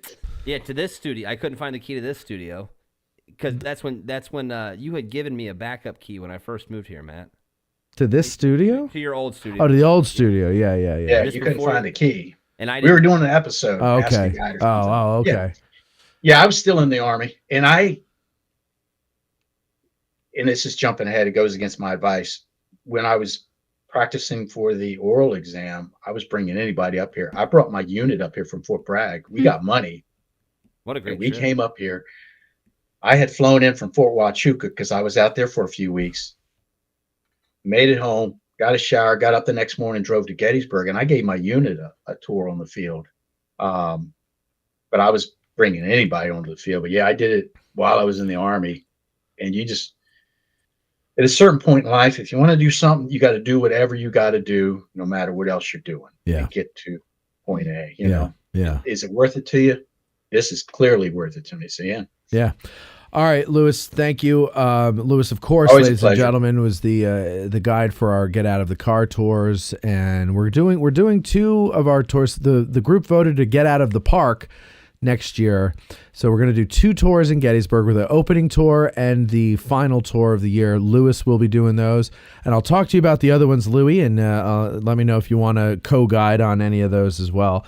And if not, I hope you come along with us as a tourist, right? Yeah, I owe you some stuff. The week after my tours end, Saturday was the second to last that I did with y'all. Then I had one Sunday.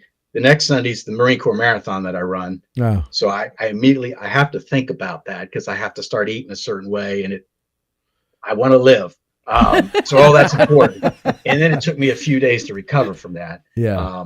So that's why I got back out of touch. But I owe you some stuff. Yeah, that's fine. I haven't started putting it together. I have some ideas, but I haven't really started reaching out yet. But I'm going to start in a couple weeks. So okay. All right, Lewis. Thank you very much, Jessie. Thank you you very much. Yes, thank you guys. And ladies and gentlemen, we'll be right back. And good luck, everybody. Yes, thank you. And we'll be right back after these words. Been craving a Hot Pocket or a bag of popcorn? Now's the time to go and get it. We'll be right back.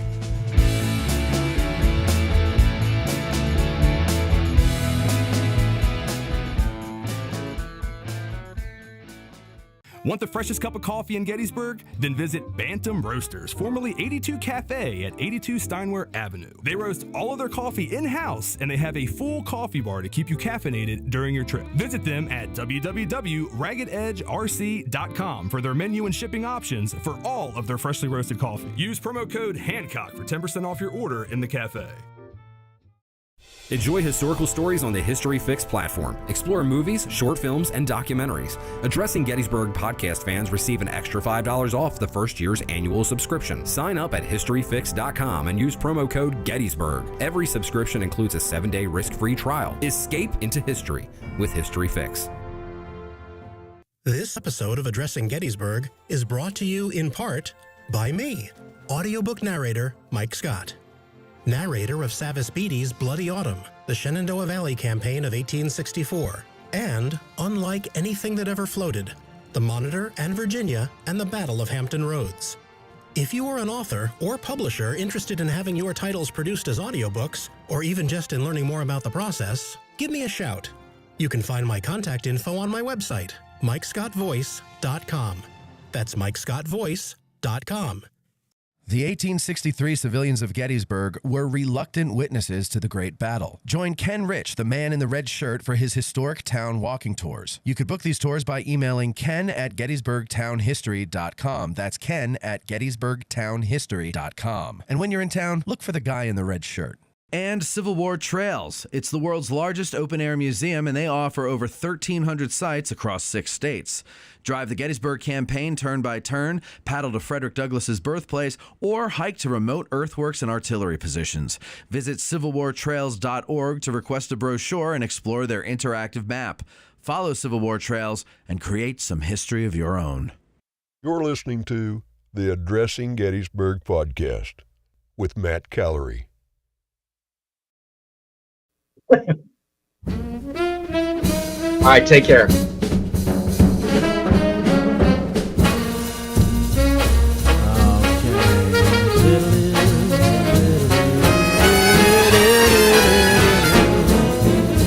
All right, hold on. Give me a second here. Give me a second.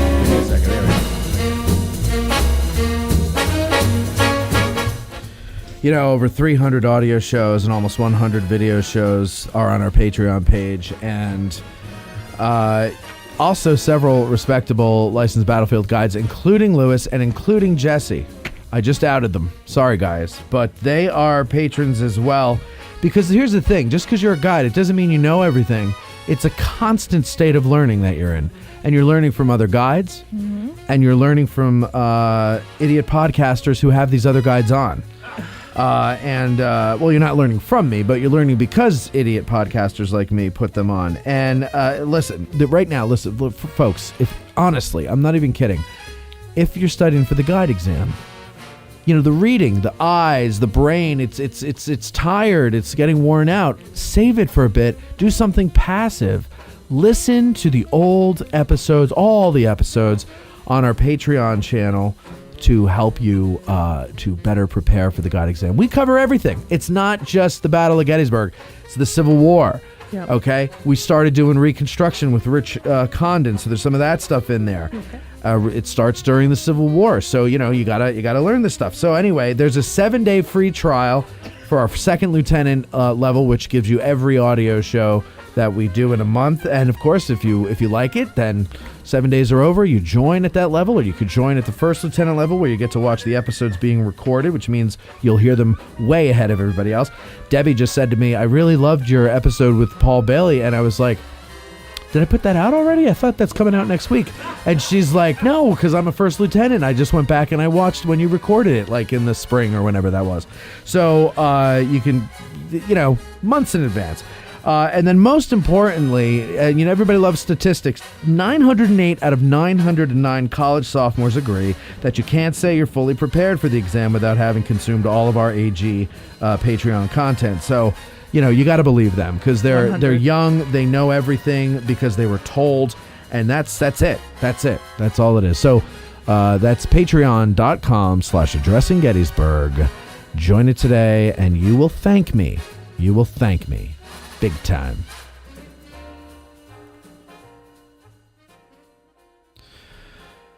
Of course, I didn't have the volume up for this, so I totally ruined my transition into the next song. I really, really suck. When you're dragging ass out of bed, yeah, the hair's mussed up on your head. You picture the 20th Maine, and you're happy once again. Fight the battle against being slow with Little Ground Top Bro. Hey, Little Ground Top is addressing Gettysburg's first coffee brand, and we are proud, very proud, to team up with Bantam Roasters, who do the roasting, they do the bagging, they do the shipping, they do it all. They do the label and everything. It is wonderful, and they're proud to team up with us and bring you this medium blend with notes of cacao, wildflowers, and toasted sugar. Yep. I wanted to let you know, I bought some for Mark. Did you? And does he like it? He does. Good. I'm telling you, right? He drinks it as a cold brew. I told him that I love it. One gentleman had said that it was good as a cold brew. And he said, yeah, it's really good. Unbelievable. Get your bag in whole bean or grounded to your coffee making specifications. Find out for yourself why Bantam Roasters can't keep Little Ground Top on the shelves, and they're inundated with online orders each week. I know people who tell me that once they bought their first bag, to be a mensch, just to be nice and help me out a little bit, they're like, I love it, and I keep ordering it. Another guy told me that he got other people in his office hooked on it, and he ordered like 4 bags. Go to www.addressinggettysburg.com/cafe to order online, or you can stop in at Bantam Roasters next time you're here in Gettysburg at 82 Steinware Avenue. Fight the battle against being slow with Little Brown. Fight the battle against being slow with Little Ground Top. With Little Ground Top, bro.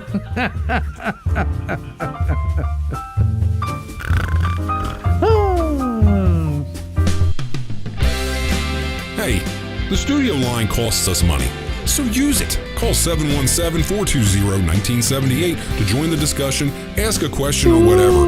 Just stop us from wasting money on the damn phone line. Oh, we're back. We are back, and it's very exciting. What did I want to tell you? First of all, welcome back in the studio, you love Cindy. Me? Yes. Thanks. Cindy, I thought for Christmas I'm going to go to Florida. No, don't do it. I'm just kidding. We're having Christmas together at our house. No? No, we're not. I don't know. You just tell me where we're going. Well, tell me what. I bust balls.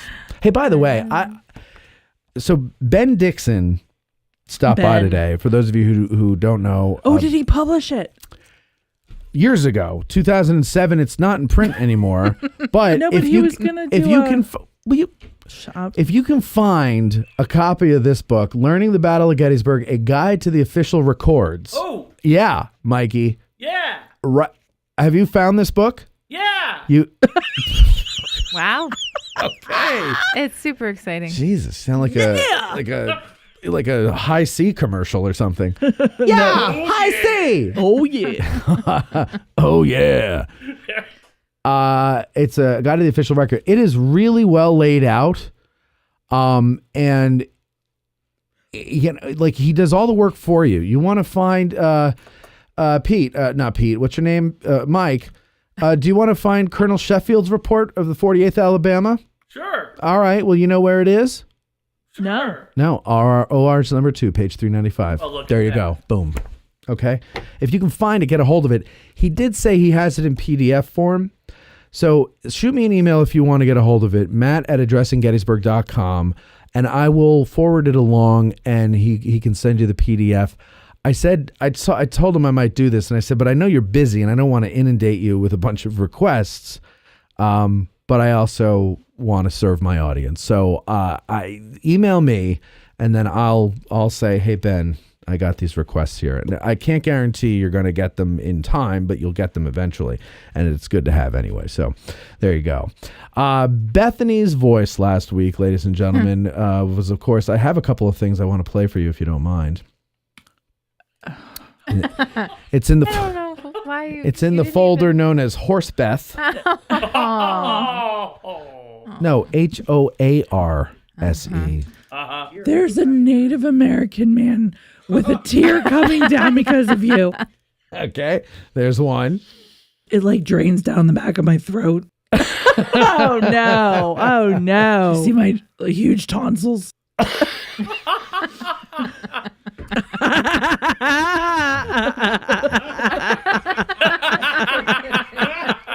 It's like a lower version of the normal one. Yeah, I know.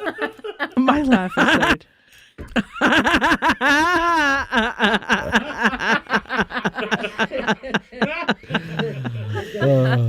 There's a Native American man with a tear coming down because of you.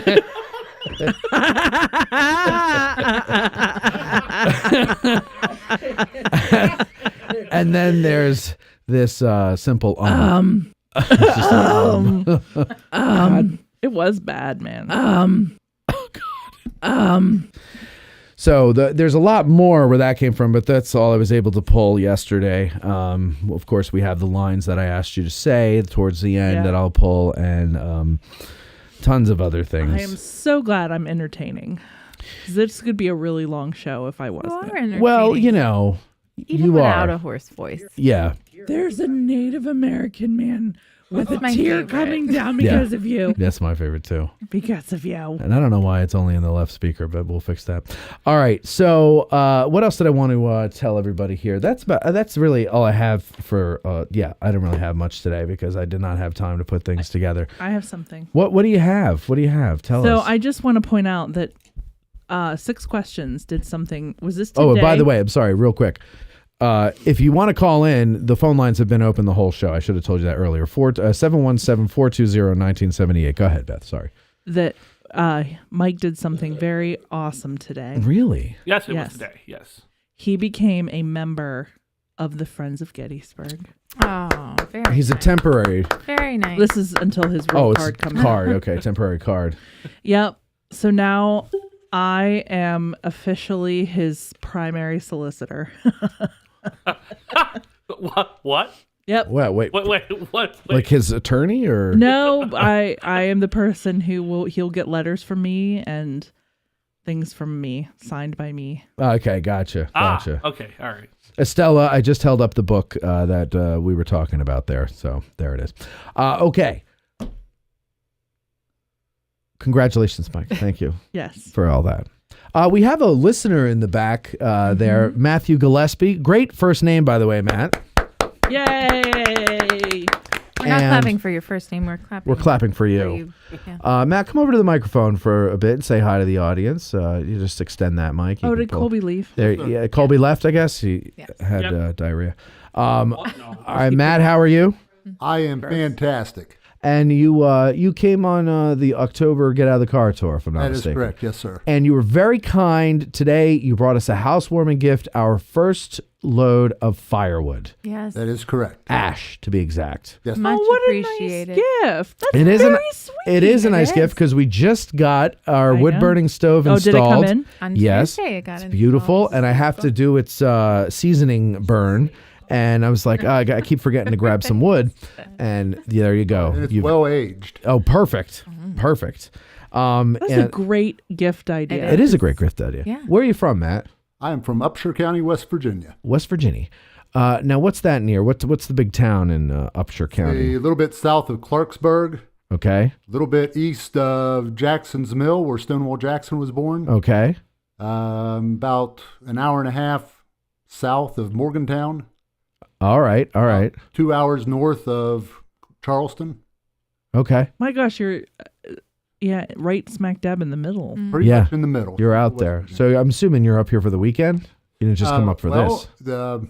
I always enjoy coming up here, but my wife said, you ought to just go up there and spend 5 days, just you. Wow. So she's a sweetheart. Look at that planner. That's something. How great. How great that she here, planned and Mike that. invited me to come along, tag along with him a little bit. So I've enjoyed that. I've had a great week. Awesome. Okay. So what are you in day 4 of day 5? Or? Day 4. Tomorrow I will take a ride on a horse and head home. Very nice. Now, But not on the horse. You're not riding the horse to your home. No. I'll take a ride on the horse, then go home. Okay. Just making sure. Just wanted to double check. Let me ask you, you're from West Virginia. First of all, have you ever run into our buddy Cam in your travels? Not. Okay, you're very lucky. Oh my gosh. What? Yeah. It's the same. He just doesn't have the accent. No, but it's my the same brain state. just literally didn't think about that. Oh, yeah. He's from the eastern side of the mountain. He's from the eastern side, right? You're from the western side. Yeah, well, of the mountains. Of the mountains. Of the eastern divide. Right, okay.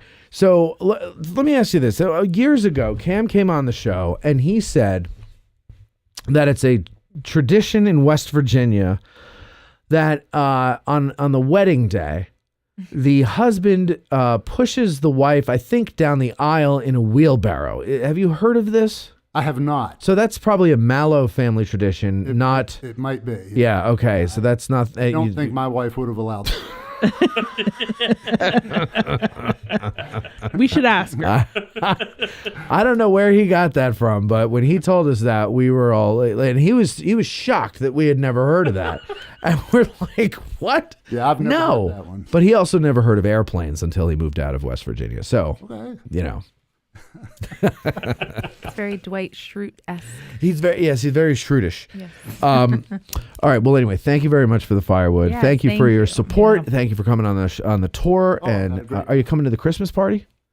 You all are so nice. I just might because you all been so nice about it. Well, you're very kind. Nice, but you're nice people. You're welcome to come. Well, thank you. Yeah, so much. everybody's welcome. Don't tell him how nice he is. Yeah, God forbid. God forbid. Somebody says one I've nice thing. Been around's been nice. Mike's been nice. Yep. You've been nice. Cindy's been nice. Bethany's been nice. No, we're all trained actors. Debbie's been nice. Yeah, Debbie's been nice. Was Colby nice though? He wasn't nice. Debbie looks highly relaxed back there. Debbie's, I think she's been shooting heroin in the back. She's like, I'm on cloud 9. I'm doing fine. Yeah. So I hope you come out to the party. It would be nice to see you there, and bring your wife too. If she so desires, yes. She'll desire. It's a very nice group of people. She was very nice, and I think she would enjoy it as well. I think so too. Yeah, we had a nice time talking to you guys. Yeah. Okay, so there's a rumor that I've heard, and this rumor is, I'm not sure if it's true. I'm not sure if it's not true, but I believe it is that it's time for the news. And now, all the news that's fit to print and a good deal that's not. Here's AG Today's lead anchor, Bethany Euling, with current events and sidewalk conditions. Gettysburg Borough Council is set to vote on budget changes next week. God. Sorry. Wow. The YWCA of Gettysburg Do it to again. merge with Do it Hanover again. YMCA. Come on. And now, all the news that's fit to print and a good deal that's not. Here's AG Today's lead anchor Bethany Lynn with current events and sidewalk conditions. Gettysburg Borough Council set to vote on budget changes next week. Emergency repairs planned on Emmetsburg Road Bridge near Gettysburg. God damn it. YWCA Gettysburg to merge with Hanover YMCA pending Orphans Court approval. Fairfield Area School District explores the future of sports. All this and more on today's news. The picture is frozen again, but at least we're still going live. So don't worry. I've got the recording of the show that I will put up later. So Mike, keep switching cameras, et cetera, et cetera. All right, girls, what you got? So we talked a little bit last week about the potential of the property taxes being raised in Gettysburg Borough, and they're still set to vote on it officially next week. However, they did have their meeting this week as planned. In its current form, Gettysburg's 2025 budget would raise the property tax rate and increase some hourly rates for on-street parking. Oh, shocking. I know, who knew? The proposed $6.9 million budget uses about half, or $350,000, of the borough's remaining ARPA funds. That's the American Rescue Plan Act we talked about, to cover most of the projected deficit. He's a Native American man. The rest of that tear deficit coming down because of you. would be offset by $191,000 in new revenue from a millage increase of 0.3796 in the property tax rate, the first of such change since 2021. The remaining ARPA funds would be used in the 2026 budget. Again, $1 million equals $1 of tax for every $1,000 of property's assessed value. The proposed increase would bring the borough's total millage to 5.0566, including the fire tax, and raise the annual tax burden by $94.90 or $7.91 per month for a property at $250,000. The 2024 millage rate for the Gettysburg Area School District is 11.3714. According to Adams County data. So then the new revenue from parking meter fee increase would be transferred into the borough's capital projects funds for future purchase of parking meters, kiosks, and software to replace current antiquated equipment. So they're going to use that increase to buy new parking meters. Yay. Wow. Good for you guys. That's great. Another change proposed since the 2025 budget was originally presented is the removal of one of two police officer positions sought by Chief Robert Glennie. Do you remember that, where I said that they were both proposed and it was over $100,000 a piece, and y'all just stared at me. So like one of two they removed from the budget. So they're planning to hire one instead. Okay. It's going to bring the department back up to full strength of 14 salaried officers. Very good. The search for those two new officers has been difficult and very unlikely that both positions would be filled before mid-2025 anyway. The borough, however, can adjust and move funds around if a candidate for the second open officer slot is found. Removal of, here we go, one salary and the corresponding payroll taxes and benefits would reduce spending by almost $125,000. Along with a new officer, the borough would add another new employee whose responsibilities would be divided between the public works and the parking departments because there is much needed there. Council is scheduled to vote again on Tuesday, November 12th, 7 p.m. in the borough building. So, all right. Well, I got something here. Grant sits alone in his basement office, watching the dressing Gettysburg. He picks up the phone, hears a dial tone, dials, and gets down to his work. Tra-la-la-la-la. Oh, I don't like Grant this makes version. fun of Matt. Tra-la-la-la-la. Calls him bald and fat. Tra-la-la-la-la. He tries to make Matt cry, but he never wins, because Matt's an awesome guy. Thank you, Weezer. Okay, Grant, hello. You're on the air, sir. Hello, madam. How are you? I'm fine, Grant. How are you doing? Just fine and dandy. I I thought Yes, you are a after that dandy. very nice listener. Oh, yeah, of course. I'm very stylish. Just keep going. But, yeah, I thought after this, Matthew, the listener that's in the studio there was so nice, I thought I would bring some of my own charm to bring that down. Yes. Okay, so when are you going to start? Well, I'll start at the start, I guess, right at the start of the episode. I mean, all this time, Matt, I had such respect and admiration for you as like a man's man, like take charge guy, right, and all that. But Yeah. to see you so weak and spineless in front of your woman.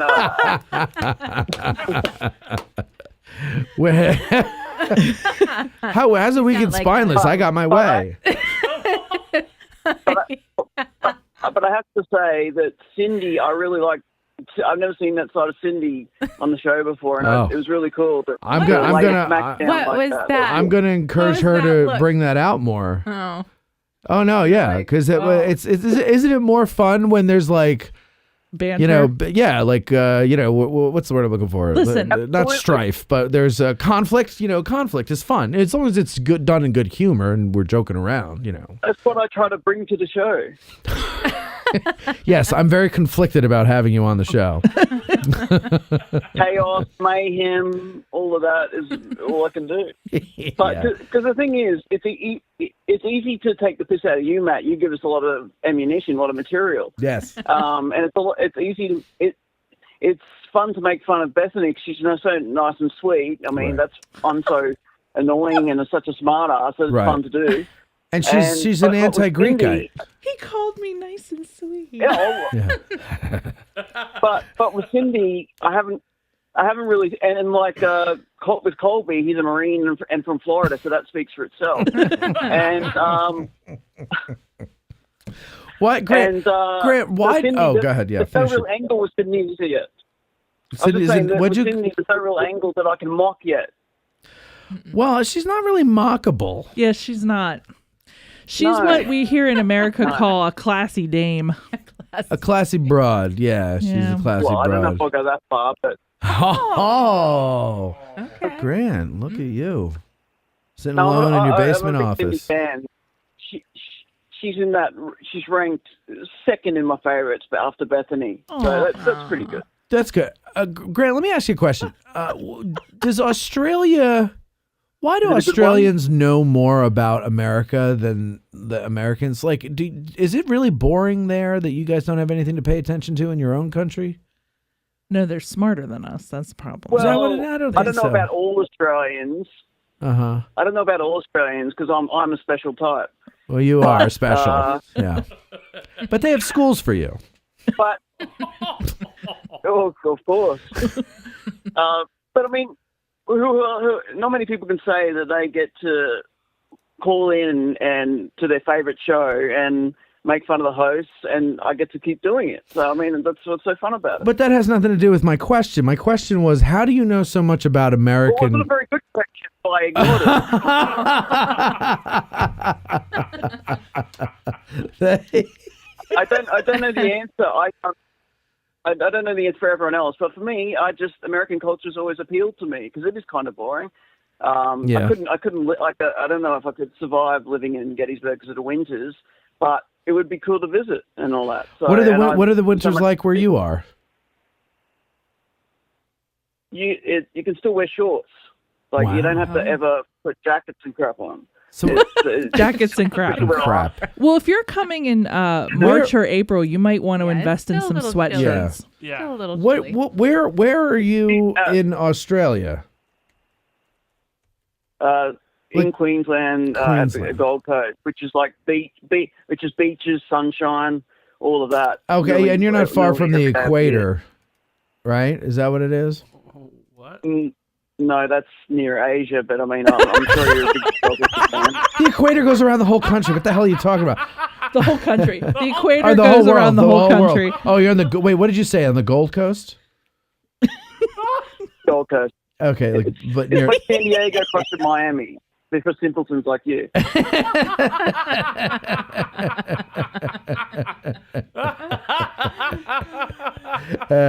Oh my gosh. Hey, there's an island off of Australia called New Caledonia, and we have an area just off of Gettysburg called Caledonia. Okay. How about that? Isn't that something? Uh-huh. And just north of Sydney, there's Sherlock? Yeah, and then just north of Sydney, there's a place called Newcastle, and not too far from Chambersburg, there's a place called Greencastle. Isn't that something? There's a Newcastle in Pennsylvania, too. There's also a Newcastle in Pennsylvania. There's a Newcastle in Delaware. Yes. There's a Newcastle. Matt, are you telling me that the British came to both countries? I didn't know that. They did, and they really did a number on us. Oh my God. And it's like your interstate signs are almost like ours. You guys copy a lot from. Maybe we copied them. No, you ever think of that? We invented the interstates, please. I don't know. Did we? I don't even know. Since the war, that's very American. Since World War II, we've become very Americanized for sure. Yeah. What's the name? I'm sorry. What's the name of your town again? Gold Coast. Gold Coast. Right there, you are. Okay. Let me see if I can see your house. Oh yeah, you're right there by Burley Heads, which is, I heard, why you were popular on the football team. Away. What? That's about half an hour south. Yeah, close enough. Okay, half an hour south. You have a place. Listen to this, Grant. Not too far from you in Gold Coast, there's a place called Miami. And in America, we have a city called Miami. How about this? Not too far from Gold Coast, you have a place called Merrimack. And we had a ship called Merrimack. What do you think of that? Matt, see, people think you're dumb. and just showing how smart you are. Exactly. Right. Listen, how about this? A little north of you, there's a town called Labrador. My neighbor had a Labrador. Whoa. Right? And Matt, guess what? What? Guess what? I went to... you're my friend Matt from America. Right. And I had a friend in school named Matt. No Whoa. kidding. Guess what? Your name is Grant, and I just applied for a grant. Yeah. Oh, mate, Grant. Now, I noticed, Grant, when we get to the inland area there, the interior of Australia, you got a lot of funny names like Binnaburra or Natural Bridge.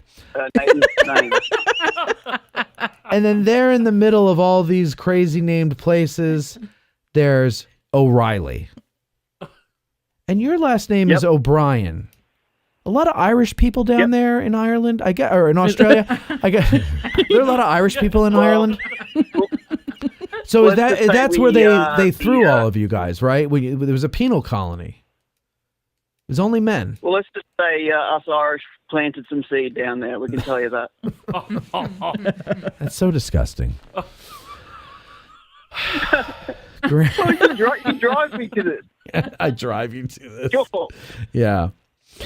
Grant, it's very interesting. Hey, Grant, by the way, not too far from Gold Coast, there's a place called Cedar Creek, and we had a battle of Cedar Creek. Yep. Yeah, I had a bit of a battle there once with some girls. Wait, what time of day is it there right now? It's about 10 a.m. So you get up early to listen to this? That's not early. I mean, like, we're 2 hours in. Yeah. It's still. Are you at work? Listen to you, Bethany. Only you, of course. Yeah. Yeah. So wait, are you at work, Grant? Like, what are you doing right now? Are you with Stephanie? I pulled over because I had to deliver something for work, and I just pulled over so I could make this call. Oh, no. Okay, so you're pulled over on the side of the road? Yes, indeed. All right. Do me a favor. Do me a favor, gentlemen.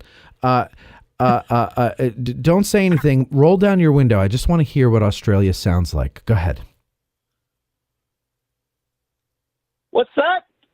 Callie's an idiot. Yeah, I agree.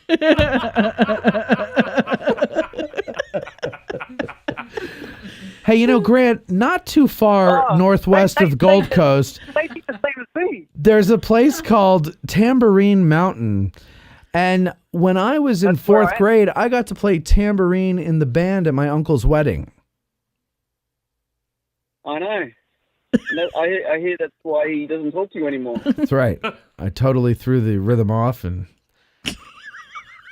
everybody fell down on the dance floor trying to keep I up. will say, Grant is very quick on the comeback. He's great. I wish Grant would move here and be a part of the show. Yeah. Matt pitches them and I hit him for the home run. That's- Yeah, 100%. Yeah, we've got a good rapport going. Like, you know, I mean, I can do it on my own, but Matt's okay. yeah, but it's better when you got somebody else to bounce off of, right? Yeah. And it's so much better because I have so much fun with you being on camera and I can say things that you said as a joke and you have to squirm and it's hilarious to me. I get to squirm. I don't know about that. Grant, I notice here there's a place called Sushi Shoe Redland Bay. We have sushi in America, too.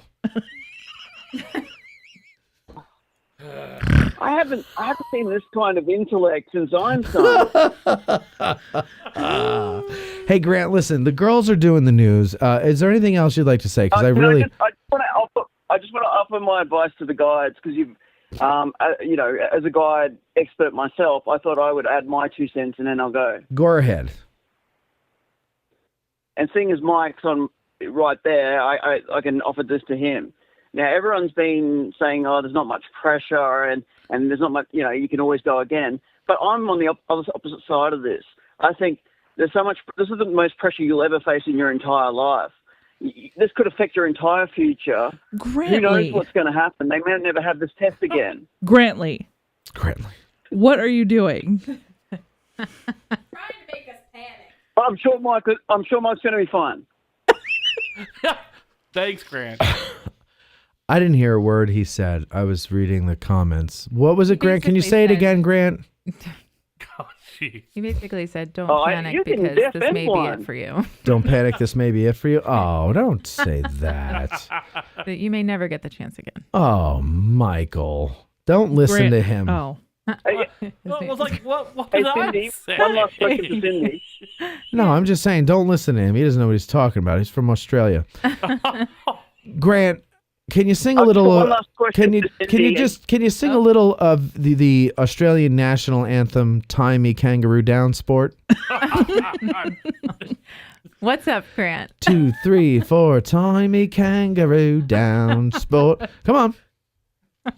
Kangaroo down. Cindy, you there? Yep. Cindy, what kind of allowance do you give Matt each week?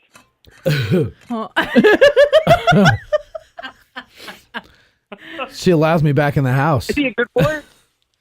Is he a good boy? When I'm a good boy, she lets me back in the house. When I'm not, I'm like Fred Flintstone outside, and I'm like, Wilma. He sleeps in the crawl space I sleep under the house. Yeah. Oh, that's creepy. Well, the Or the weather's old been bear nice. den. Yeah, the old bear den. That's where I go. Is the bear cave in my retaining wall. Grant, when you come up, we're gonna have you over to the house for dinner. We're gonna eat you. Yeah. I hope. But didn't you say Cindy's cooking really kills you? Yeah, that's why I'm gonna cook. Matt's a very good cook, actually. He is a very good cook. I'm not bad, Cindy's a good cook. but he Cindy's is a good very cook. I love her food. I bet. And I would prefer that he cooked all year. Grant's trying to talk. Oh, I'm sorry. Go ahead, Grant. I checked like the climate as far as like March, the snow seems to still be there. So April seems to be my go. Is the film festival still going to happen? Because that would be pretty cool to go there at the same time and meet all the other people as well. No. So the April is a good time to come. But it could also be full of rain. It could be cold. Like it's been weird. Sometimes, like the last 2 years, I've noticed that March was nicer than April. Yeah.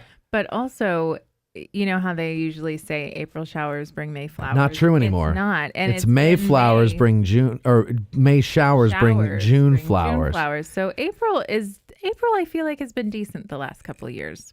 No, it's been colder than March. March we get like an early spring, and then it says, "Nah, just kidding," and then April comes in and it gets cold again and gray and rainy. Just come in April anyway, Grant. Okay. We'll have you up for dinner. Yeah, is the We'll have a big party. We'll have a big kangaroo races. We'll good or bad? What? Is the 1863 Inn on Baltimore Street? Is that good, bad? What? It's good. Yeah, it's good. And they have you probably wouldn't need it because you're not going to be here that often, but they have like a membership thing that you could do. We might be able to hook you up with something. They fix the bed bugs you were talking about? No, I don't say anything about businesses on the show, and I don't tell people things like that. No. It's right across from Rupp House. It is right across from Rupp House, and it's very clean. They just renovated a lot of the rooms, and a lot of people who come for the tours stay there. And they've got that membership program, and if you're like a frequent visitor, it pays off to go there and do that. But we can talk about where you could stay. What's your budget? Well, we'll go financial matters offline because I don't want to mention my immense wealth online. But but I thought that'd be good because it's right on the same street as where you are and Bethany's thing, so I could just come in and annoy the hell out of both. Of you. No, it's you could walk to both Rupp of us. is on lockdown. Really? Oh, you can't get up there without. It's not open any. Your office. Yeah. But no, you can certainly. Well, yeah, and I'm in a maximum security facility. I can literally look out my central air. office window. You could, yeah. Yeah, she could wave to you from your room, like Rapunzel. Probably. Yeah. Well, we'll hang out with you. We'll hang out, Grant, when you come out here. We'll take you around the battlefield, and we'll show you all the things that you've heard about and all the things you've fantasized about. Make a list. Make a list of things you want to see and do, and we'll take you around. I don't know about anybody. I say we, but I will give you like a full 20 minutes. 20 minutes. No, like a full day. Hang out with you. What? You do, Grant? Please. By the way, thank you for re-promoting yourself to first lieutenant. That's all right. I thought you needed the money, so I do. Just bought a house and a stove, and his allowance got cut. And my allowance got cut because I left my socks on the floor. All right, Grant. Let the girls get back to news for God's sake. Yeah. Tell Stephanie we said hi, and Bethany hates her heritage. Okay? Don't say that. Love yous all. Bye. Bye. All right, bye. Love you too, little guy. All right, what you got there, girls?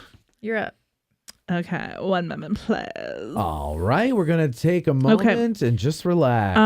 The Pennsylvania Department of Transportation, otherwise known as PennDOT, has announced that emergency repairs are planned for next week at the Emmitsburg Road bridge spanning Route 15 and Business 15 and Steinway Avenue exit near Gettysburg in Adams County.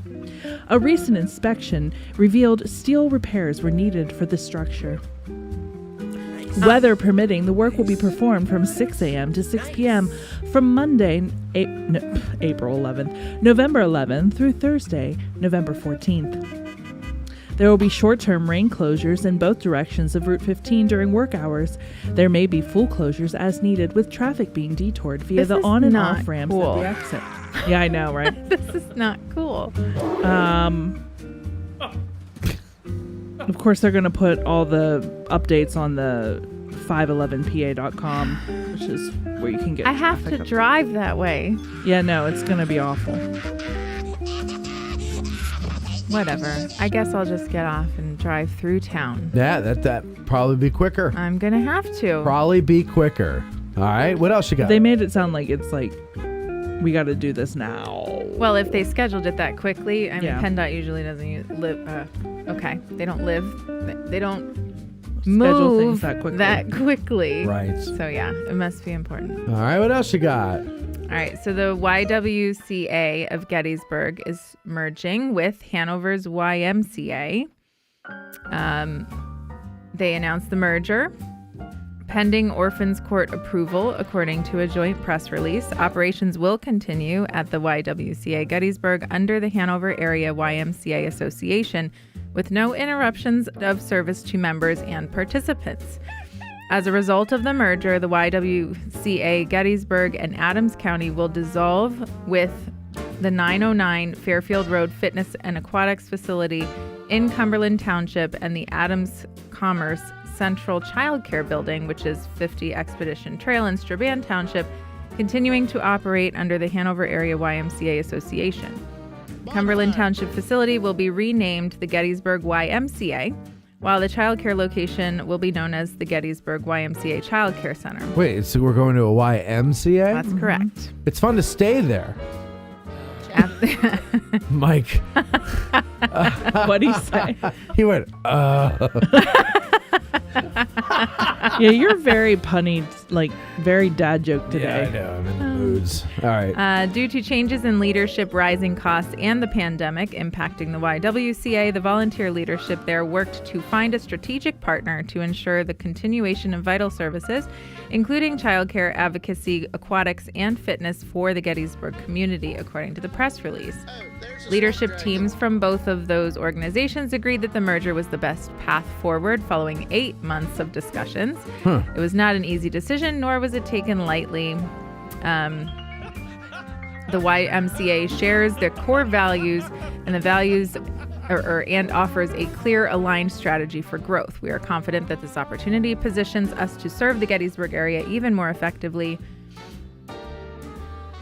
So yeah, I mean, it just goes on for some additional things, but the YMCA is looking forward to expanding. They're changing it to that, so they're now serving over 24,000 members. It's quite a bit in the area. Across between Hanover and Gettysburg. Yeah. But that's what I mean. That's a lot. I didn't know there were that many people in that. We're excited to extend our reach into Gettysburg service area and look forward to fostering strong partnerships with the community. All right, very good. Yeah. All right, well, that's good. Congratulations. I'm glad we could keep that going. There you go. Hey, everybody, go down to the Y. Fairfield Area School District administrators proposed Monday night that the district allow some athletes to play for another school district. Athletic Director Keith Bruck told several dozen people gathered in the high school auditorium that he and high school principal Brian McDowell do not believe the district has enough students to support football, wrestling, or field hockey teams. Alternatively, the district could enter into a co-op agreements with nearby Gettysburg or Waynesboro. Their current enrollment, this is close to my heart because I'm from Clarion. And are you? Yeah. Who and knew? So enrollment was really down there too. They merged sports. That was one of the first things that they merged, with the understanding that eventually they would merge the school districts together because there just weren't enough students. But take a wild guess, Matthew. Okay. Now that you live in the Fairfield area. Sure. Here I am. How many students attend the high school? All right, the high school. 500. No. 1,000. No. 250. You're getting close. 354. 277 students. The whole high school? Yeah, whole look high at this enrollment graph. Here, it's just there. Oh, Back sorry. up. There you go. There you go. All right, enrollment by year. And Wow. the most current year is obviously the last one over here. And you can see how it's continually declined. Holy crap. Yeah. Is that because people with kids are not like moving out of that area, or that they just don't want to educate their children? I don't think that I don't think that's it. the reason. But I will say hopefully it goes up because they are building a new building. Homes in even like around where we are too. So maybe it'll be families that move in and then it goes up. Yeah. The district The district offers 16 sports. Enrollment has decreased annually for 20 years. This fall, Superintendent Thomas Hopt canceled the varsity football season because the Isn't team that did not crazy? have enough players to field Wow. a team safely. Really? I feel like that's crazy. And let me tell you, so I know that soccer's not on the list. It was football, field hockey, and something else. But Wrestling. their soccer is a phenomenal program. Like just a few years ago when Paige was playing, we played them in either districts or states. I can't remember which. And we came down here to play them.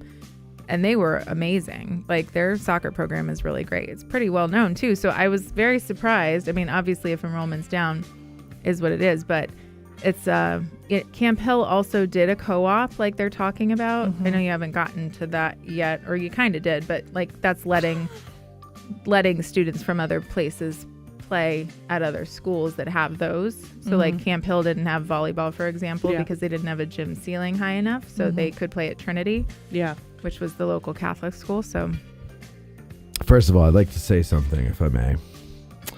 I want to thank our friend Dennis Cox, who is a listener, and he and Colby came over and helped us move the extra stuff that the movers didn't take. Yes, thank you. And so I offered them both gas money, and they both said, "What are you talking about? Get out of here with that."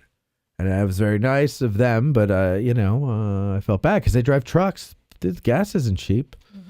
But whatever. So thank you very much, Dennis and Colby, who left, and all that other stuff. But also a lot of people commenting on Bethany. He says, Dennis says, hats off to Bethany for being able to stay perfectly still while she talks. Brad, it must be paused on me. Frozen on you. That would be explained. Eric's picture Brad, that he sent me. Brad Okay. Balderson says, Bethany, frozen in time. And Ty says, if you guys got a Y there, it sounds like Grant has a place to stay. It's funny, but you can't stay at the Y. They say it's fun to stay there, but you can't stay there. You used to be able to. Yeah. Back in the day. I guess, but When they wrote the song. When they wrote the song. And then they said, well, we don't want that kind of fun, village people.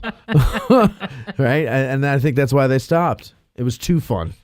That's why they ended the Navy, too. Yeah. That's why they ended the Navy. Oh, that's funny. Okay. All right. What do you got? Go ahead. Go ahead. Who's next? Cindy? Well, that was the news articles that I had. All right, So girl. There's not a lot of news today. Oh, okay. This week was Make kinda something up. slow. Well, we have some events. Can we Yeah, do can events? we do Yeah, go events ahead. All instead? right, do the events then. Okay. All right, it's your news. You do what you want. Sure, it's our news. Yeah, sure. Hurry up and do your news. So Where do today- you want to go and Today's eat? Giving Spree. Today is Giving Spree, and you still have a couple more hours to donate. So do it. Do it till midnight. How do they do it? So you can do it one of three ways. You can either, well, you can't mail it in anymore because today's the day. You can go online to the Adams County Community Foundation and via their website, donate. You'll want to take a look at the list of all the places that are available that are part of the Giving Spree, because each individual nonprofit has a code, Right. a number. Gettysburg is 53 in case Gettysburg Foundation for the Children of Gettysburg Clothing Project. We're number 53. And for example, the Lincoln Cemetery Project Association is number 69. They each have their own number. You want to know those in order to make sure you donate to who you feel their mission speaks to you. You can do that, or you can call the number that they have on their website, or you could have dropped off today, but Already that's over. closed. Yeah. So you can do two different types of gifts. You can do a today gift or a forever gift. Today gifts, those go immediately to the nonprofit once those funds have been dispersed, which will be sometime in early December. All right. And a forever gift goes towards that organization's endowment that is administered by the Adams County Community Foundation. Those funds start paying out once that organization has reached $10,000 within their endowment. So it unlocks it once you reach $10,000. Okay. So now's the chance, if you have a organization, a nonprofit in the Gettysburg area, and this is all of Adams County, so there's things in there from Hanover, there's things in there from Littlestown. They're all over. And if their mission speaks to you, now's the time to give a little bit back to those organizations. I have a question, although I can't remember exactly how or where I was hearing about it last year. Mm-hmm. But was there more advertising of the giving spree last year, in your opinion, than there has been this year? I don't think so. I have not heard or seen much about it, which is strange to me because last year I did, and I had no idea what giving spree was. So I looked it up and I actually was talking to him about it and all of that. But yes. I didn't. I think it has become one of those things. Is one of the main advertising things that they use are the lawn signs. Yes. That are around town. But I think they're being kind of whitewashed by the fact that there's all the political signs out there too. So I think a lot of people are overlooking those signs, which is unfortunate. Yeah. They're blending in. They're with blending all the in. Political. Mm-hmm. We, as the foundation, did one. There were 10, I believe 10, either 10 or 12 historical themed nonprofits that got together for a live session. You were able to speak for 4 minutes, and then those were streamed. Now, don't quote me on this, but I'm pretty sure Ralph said in a meeting that I had, a live stream they had yesterday, that over 16,000 people saw those. So that's... I'm not surprised. I'm pretty sure they're on like community media, of course, but they're also on all the Facebook pages, not only for the giving spree, but also for each individual nonprofit who has been pushing it out there. So there's certainly a lot of visibility on those. I did see a few of those. Mm-hmm. And they were great. I just and it probably is the sign thing too. So I just, I'm sure that's how I had seen it last year. And I probably just did not, because it just blended in. So maybe that's what I'm thinking. All right. Well, I'm looking at the website to see if they... Faster! No. What? No. Faster! If they posted... Because they had over $1 million earlier when I looked. That's great.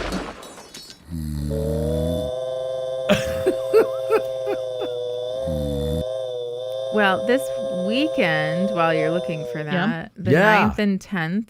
All right. What is that? Saturday and Sunday? That sounds about right. Right? Yes, it Small is. Town Christmas Shopping Tour, which is in New Oxford, so right down the street from Gettysburg. What to expect? Join us November 9th and 10th as we embark on a small town Christmas shopping tour featuring local businesses. This is a delightful way to discover the unique charm and creativity of a community. As you stroll through the bus, tells a story showcasing handmade crafts, bespoke fashions, and one-of-a-kind treasures. So basically, they're going to have gifts and decor. There's a lot of different... they have a tour map. There's a lot of different businesses that are participating. Fiddlesticks Mercantile, Red Barn Boutique, Tin Pan Alley. But also like Zelma's Emporium. Isn't that the big antique shop that's over there? New Oxford. Yes. Yeah. Yeah. Very that's where big. this is. Lots of good stuff. But also Very Liebell's expensive. Mercantile is going to be there. Liebell's Mercantile, those of you who are familiar, is over... Where? What street is that? I don't know. You know, it's right next to the... it's right across from the Rub House, Liebell's Mercantile. So what is... Oh, yeah. Yeah, it's what used to be the Irish It's Brigade right next store. to the 1863. Yes, it is. Yeah. Yes, it is. So... I don't know by name. Yeah, so check them out. So both Saturday and Sunday this weekend. If you're in town, New Oxford is just a couple miles down the street. All right, very good. What else you got there, girls? They have not updated how much they have, but as of 8 hours ago, they had passed the $1 million mark. So... Who? The Giving Spree. The Giving Spree.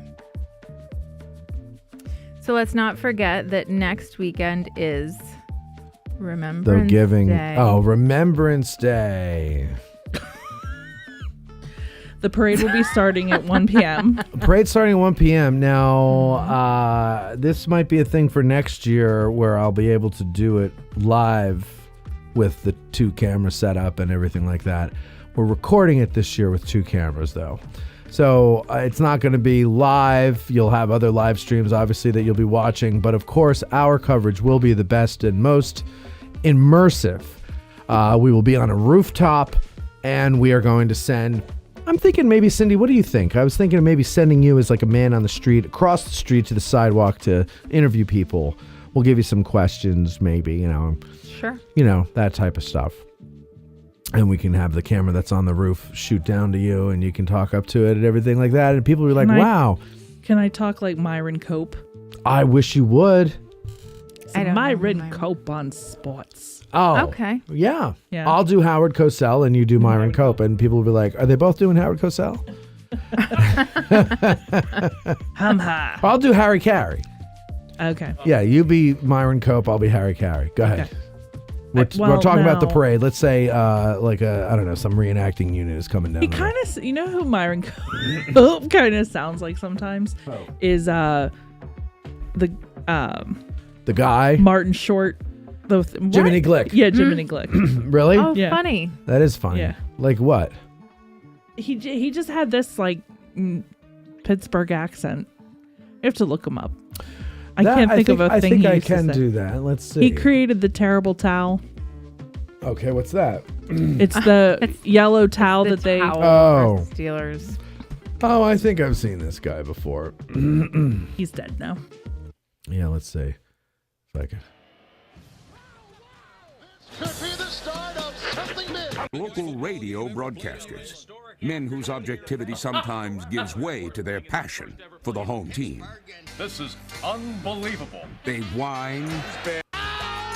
Just play a Myron. What you think of as a broadcasting voice. Oh, funny. So Tends there to was a cut little. through concrete. That was a shovel pass, Beard, to me, the old coal.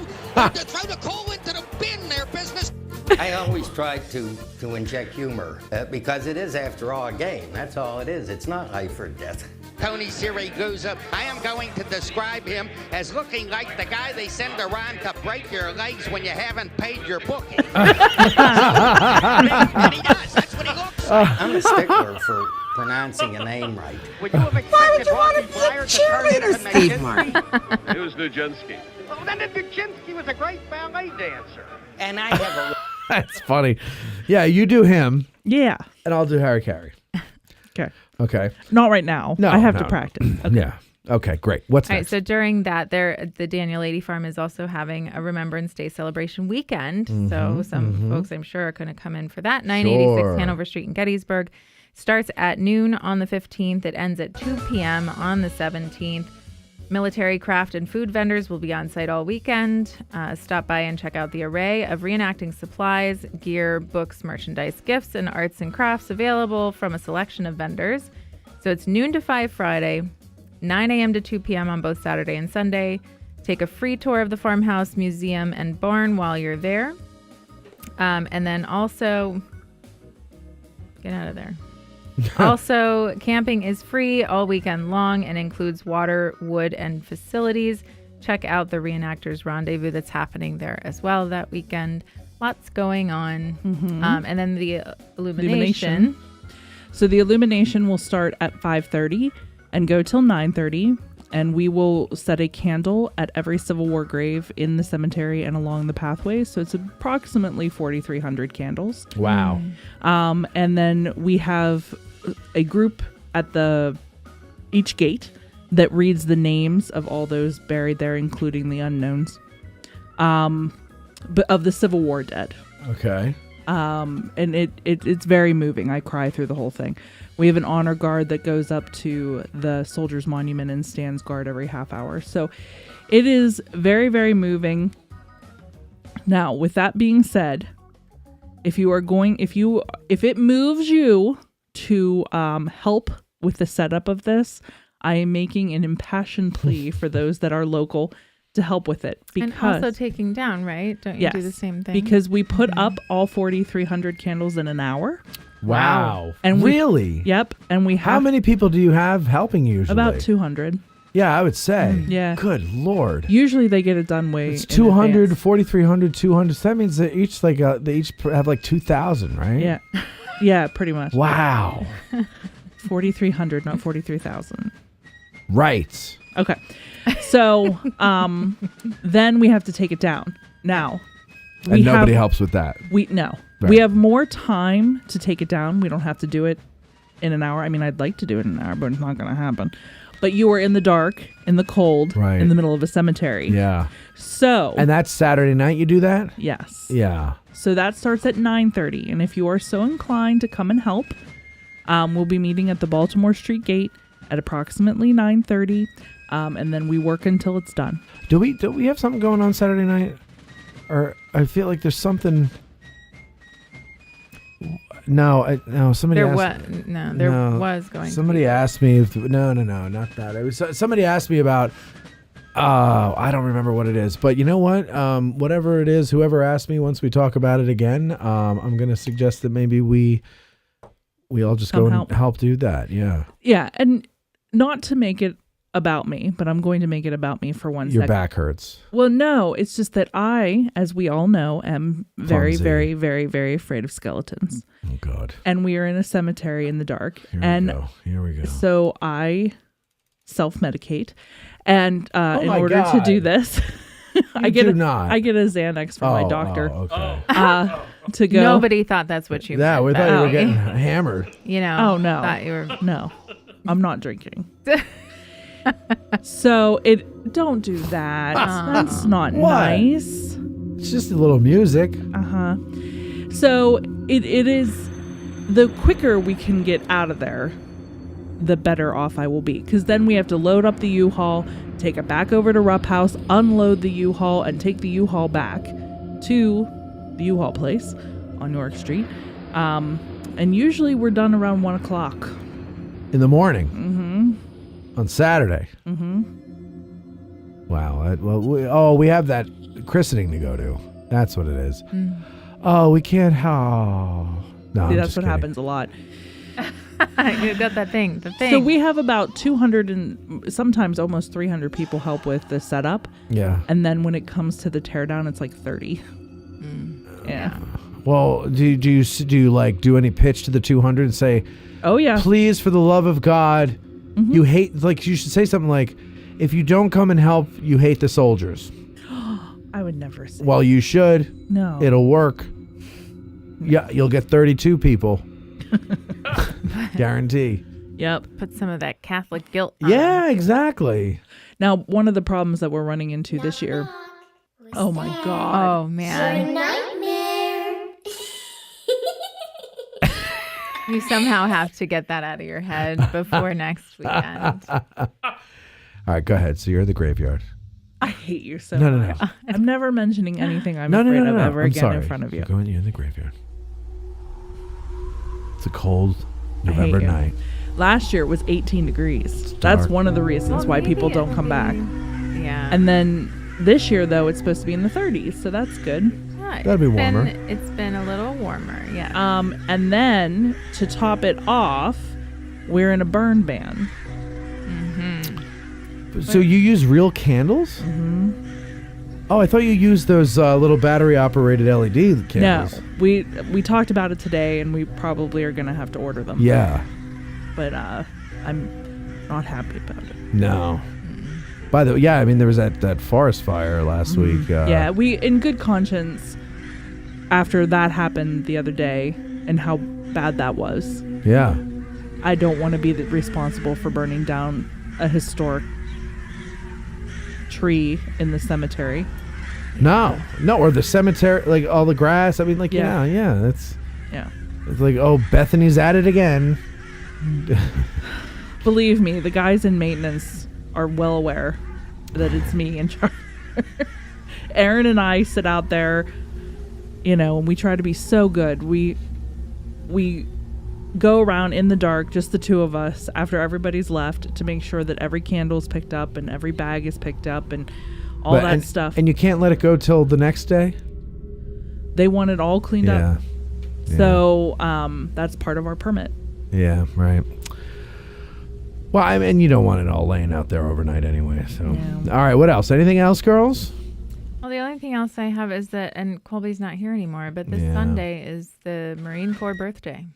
The Marine Corps birthday. Happy birthday, USMC. Yeah. And I do think we should make a PSA. That is wonderful. Happy birthday, Marine Corps. But I do think we should make a PSA because a lot of people forget that there is a difference between Dedication Day and Remembrance Day. Yes. Explain that to everybody. So Dedication Day is the day that they dedicated the National Cemetery. That will always be the 19th of November. Right. Whether it's a Monday, Tuesday, Saturday, whatever. In this case, it's a Wednesday? Tuesday. And that... Yeah, Tuesday. Oh. And then Remembrance Day, according to the Superintendent Compendium, is the Saturday closest to the 19th. Okay, so that would be the 16th this year. Yes. Next year we have a little bit of an issue, but we're working on that.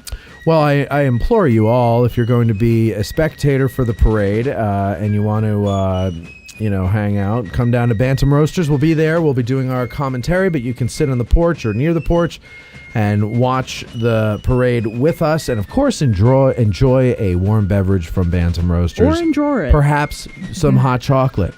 Perhaps some little ground top. Perhaps some tea. Whatever you want. They got it all there. And it's delicious. This is my favorite. The parade is amazing. It is an awesome parade. This will be the first time I'm not watching it at Rupp. Sorry. Okay, your obligations to the show are more important. I'm gonna get in trouble. You're not gonna get in trouble. You're not on the clock. No. I mean, like, by the friends. They're gonna be like, where were you? Well, say you had a very important job to do, and they can watch it on YouTube that Wednesday. Okay.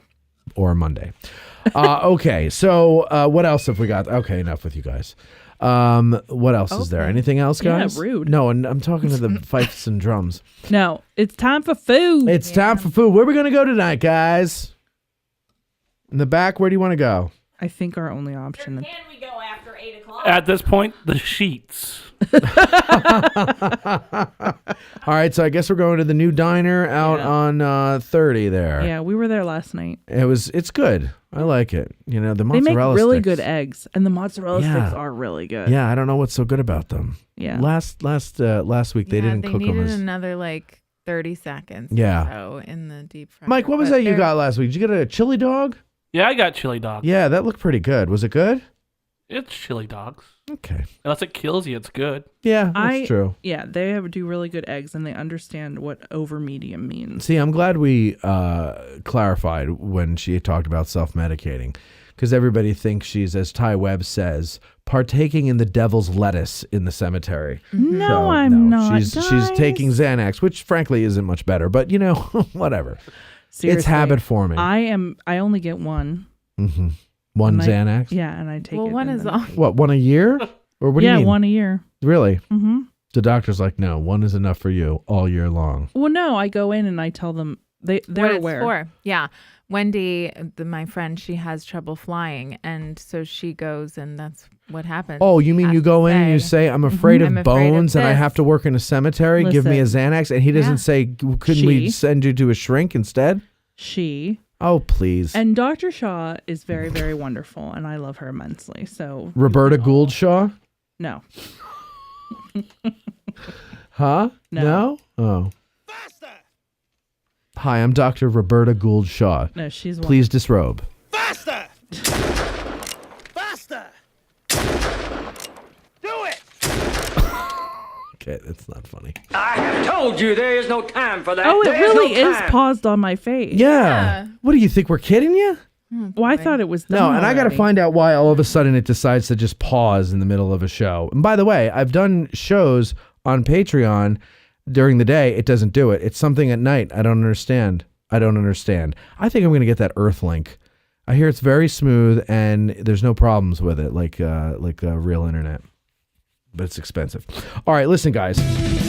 It's time to go. We're going to go eat. Thank you, everybody, for watching. Thank you for listening. Thank you for commenting. I hope all of the guides coming on and giving advice has helped all of you guys. Good luck. A month later or a month to go or whatever. We'll see you then later, whatever it takes. Written and performed by Colin Southfield and the Mushroom Country Band. Bumper music is arranged and performed by Billy Webster and sometimes Kevin McLeod. AG Today is produced by Matt Calorie, Bethany Yingling, Debbie Jones, and Cindy Compton.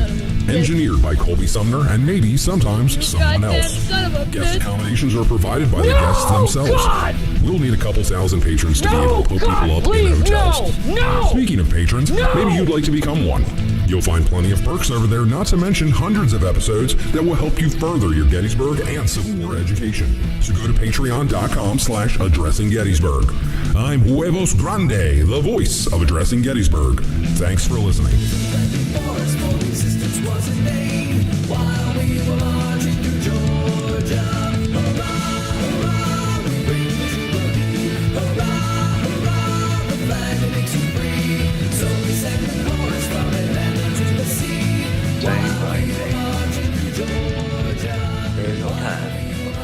There is no time.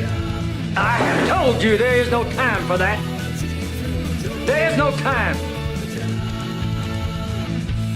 My boy's got the down up. I must have all possible information. This concludes our broadcast day. Yes, sir. I reckon I can.